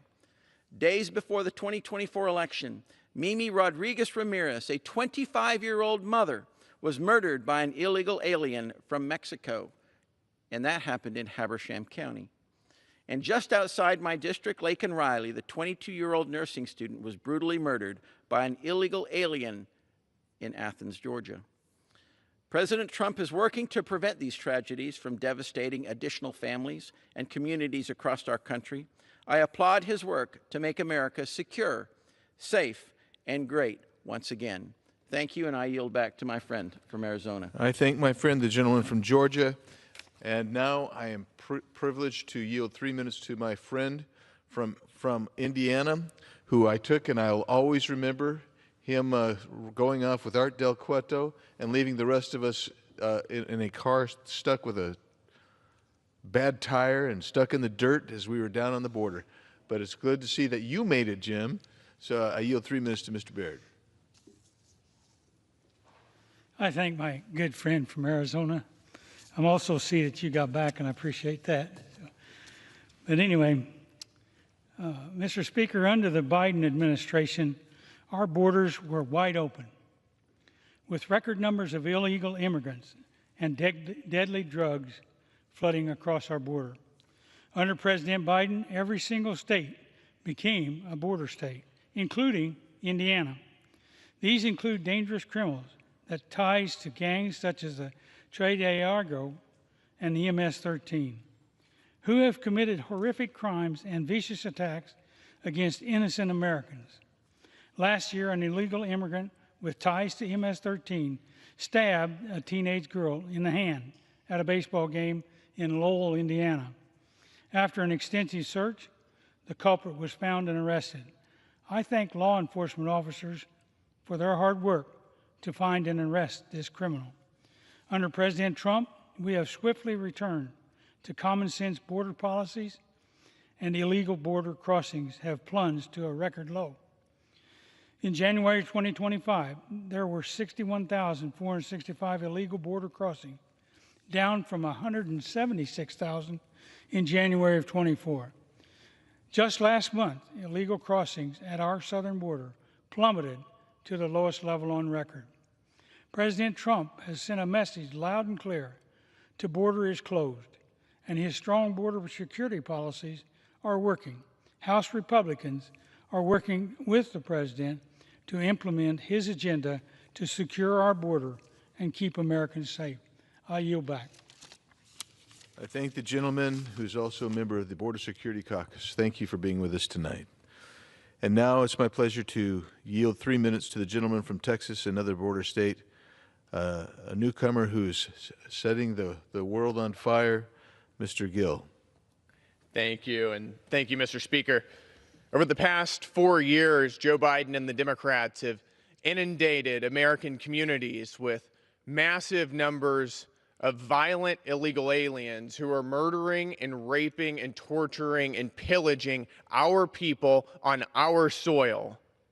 And the entire time they did it not by accident, but as a deliberate policy decision to open up our borders and flood our country with people that they believed would be future Democrat voters for life. It was also, we have to remember, a part of a policy that was done with the approbation of a cheap labor lobby who wanted to import millions of people who would act as a virtual new serf class of laborers to reduce American working class wages in this country. The consequences of this were absolutely catastrophic for the American people. Almost 15 million illegal aliens, perhaps more, depending on what estimates we use, have come into this country. Thankfully, this nightmare is finally over because we have a president who actually cares about the American people. We have a president who doesn't make excuses, a president who doesn't tell us lies like the executive needs to rely on new laws to enforce our border, a president who actually just gets the job done. His border enforcement efforts have caused known gotaways to fall by 93%, with an average of just 132 a day right now. And even as this nightmare in our country is finally coming to a close, we've got colleagues on the other side of the aisle right now who are facilitating this invasion as best they can and going back to their districts and helping protect illegal aliens who have no business being here in the first place and teaching them how to evade ICE detection. Absolutely disgusting, Mr. Speaker. We have got to codify President Trump's border policies into law so that we cannot let the other side of the aisle unleash the same kind of hell on our country that they did over the past 4 years. We've got to codify every single executive order, including his Remain in Mexico policy. I've got a bill, the Remain in Mexico Act, that would do precisely that. We've got over 100 co-sponsors. Mr. Speaker, I think we need to bring this bill to the floor. This is what the American people want. This is what the president wants. And I think we need to act fast. So with that, I yield back and thank you guys very much. I thank the gentleman. I thank him for his passion and he's right. We do need to codify President Trump's policies because we cannot ever go back to a period of time like we just experienced under the Biden regime.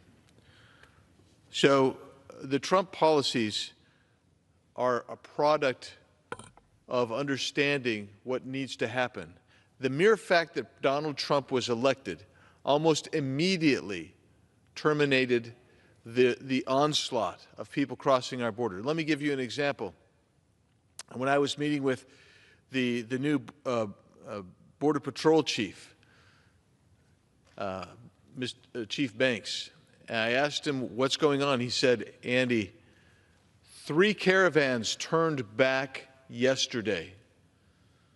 That is what happens when you enforce the law. People who are going to break the law, they stop breaking the law.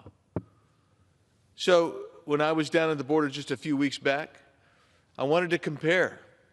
So I went to a place where I knew we had regular flow of illegal aliens crossing the border. It was eerily quiet when I was there. The only thing that we saw and noticed on the southern side of the border were the watchers, the scouts. All of a sudden, they saw us, they came out, they were watching and observing us. But let's talk about some of the people that have come in under the Biden administration's terrible, terrible, and dangerous anti-American policy. First is Eduardo Domingo Renault Matu. Some call him Turco. In the sanctuary city of Los Angeles, federal agents arrested Eduardo Domingo Renault Matu, also known as Turco, who's charged with running one of the largest human smuggling organizations in the country, spanning 5 years and smuggling in around 20,000 illegal aliens, largely between L.A. and Phoenix. And just so you know, the last number was about $10,000 per person that he was smuggling. A co-defendant of his was also charged with threatening to behead a Homeland Security investigations agent and his family while authorities were conducting a search of his home. Charges against them, he and his co-defendant, include hostage taking, transporting aliens into the U.S., and transporting aliens for private financial gain and resulting in death. Illegal aliens were charged, in some instances, more than $15,000 for transportation, and if they couldn't make the payment, they were held as hostages in stash houses in L.A. and Phoenix. So let's take a look at someone else. Let's see if we can find Wilmer Giovanni Fuentes Benitez. On February 2nd, ICE officers in Philadelphia arrested Honduran national Wilmer Giovanni Fuentes Benitez, who was previously deported 3 times. This time he was also arrested for resisting arrest and battery of a police officer. These are the people that my friends across the aisle say should be allowed to remain here in these sanctuary cities. ICE agents in Omaha arrested a member of Tren de Aragua who had spent 7 years in a Venezuela prison for robbery, resisting arrest, and unlawfully discharging a firearm. In Newark, New Jersey, ICE agents arrested Fernando Hernandez Martinez for 2 counts of child molestation. We have another poster. This is Jose Roberto Rodriguez Urbina. On January 22nd, ICE agents in New York City arrested El Salvadoran national Jose Roberto Rodriguez Urbina, who is wanted in his home country on extortion charges.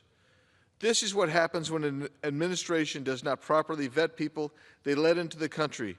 Criminal fugitives see the U.S. as a safe haven from justice, and they abuse the parole statute. They literally granted parole to millions of people when the very purpose of parole never saw more than 25 or so people admitted into the country under parole, but not under the Biden administration. In St. Paul, Minnesota, another individual was arrested by ICE agents, Victor Covarrubia Ozuna, for sexually assaulting a child. Another, in San Francisco, California, ICE agents arrested Edwin Davila Galvan for lewd acts with a minor. We have another poster.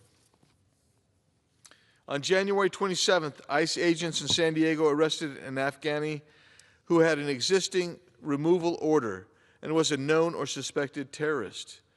Despite having a removal order, the Biden-Harris administration and Secretary Alejandro Mayorkas could not be bothered to deport this suspected terrorist. He was roaming our streets and had to be captured by ICE agents. We have another individual, another poster. No posters, okay. On February 5th, ICE officers in Harris County, Texas, arrested Mexican national David Gonzalez Martinez for aggravated assault causing serious bodily injury. Gonzalez has illegally entered the country at least 4 times and was removed from the U.S. in 2001, 2008, and 2015. He was previously convicted of voluntary manslaughter, aggravated assault with a weapon, drug possession, and illegal reentry. On January 27th, ICE agents in Brockton, Massachusetts, arrested Guatemalan national Edilio Agustin Ariana. Agustin is charged with 5 counts of assault with a dangerous weapon, 3 counts of kidnapping, and armed home invasion. He has a record with ICE going back as far as 2002, when he was first arrested for illegally entering the United States. 4 minutes. These are the types of individuals that are currently being arrested by ICE under the leadership of Tom Holman. These are the types of individuals that are being protected by sanctuary cities. When we had recently a hearing, we had the mayors of 4 of these sanctuary cities in. All of them said, but we cooperate with ICE.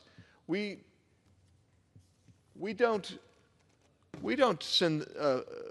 keep people from being deported, or we don't stop handing them over, but they do. They release them in the parking lot. Let me read you the statutes that they're violating. Here's one. 8 U.S.C. 1373A, notwithstanding any other provision of federal, state, or local law, or federal, state, or local government entity or entity may not prohibit or any way restrict any government entity or official from sending to or receiving from the Immigration and Naturalization Service information regarding the citizenship or immigration status, lawful or unlawful, of any individual. You cannot do it. There's not even a culpable mental state required. You simply can't restrict it. But the sanctuary cities are preventing ICE and the immigration officials from getting this information. Here's this one. This is 8 U.S.C. 1324C. In conducting investigations and hearings, immigration officers and administrative law judges shall have a reasonable access to examine evidence of any person or entity being investigated. But when the sanctuary city mayors say you can't cooperate with ICE, they're violating this statute. They have criminal culpability. And also you'll see there's no culpable mental state. There's no requirement that they intentionally or willfully, knowingly do it. It's a per se statute. They're violating this. They have criminal culpability. The sanctuary cities also have culpability on this.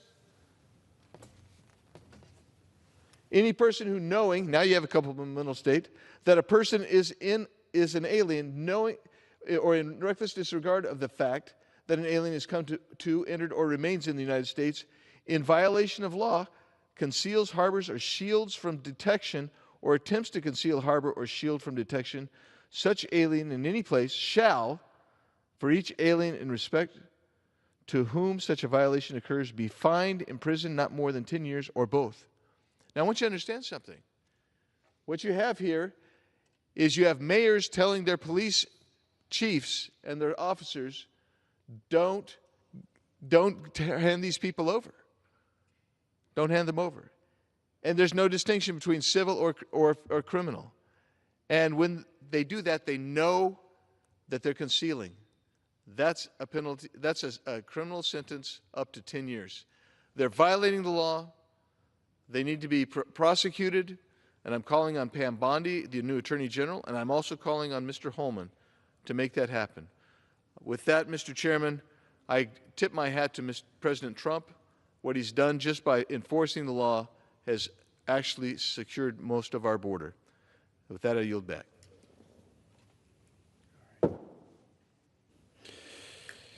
Pursuant to Clause 13 of Rule 1, the House stands adjourned until 9 a.m. Friday, March 14th, 2025.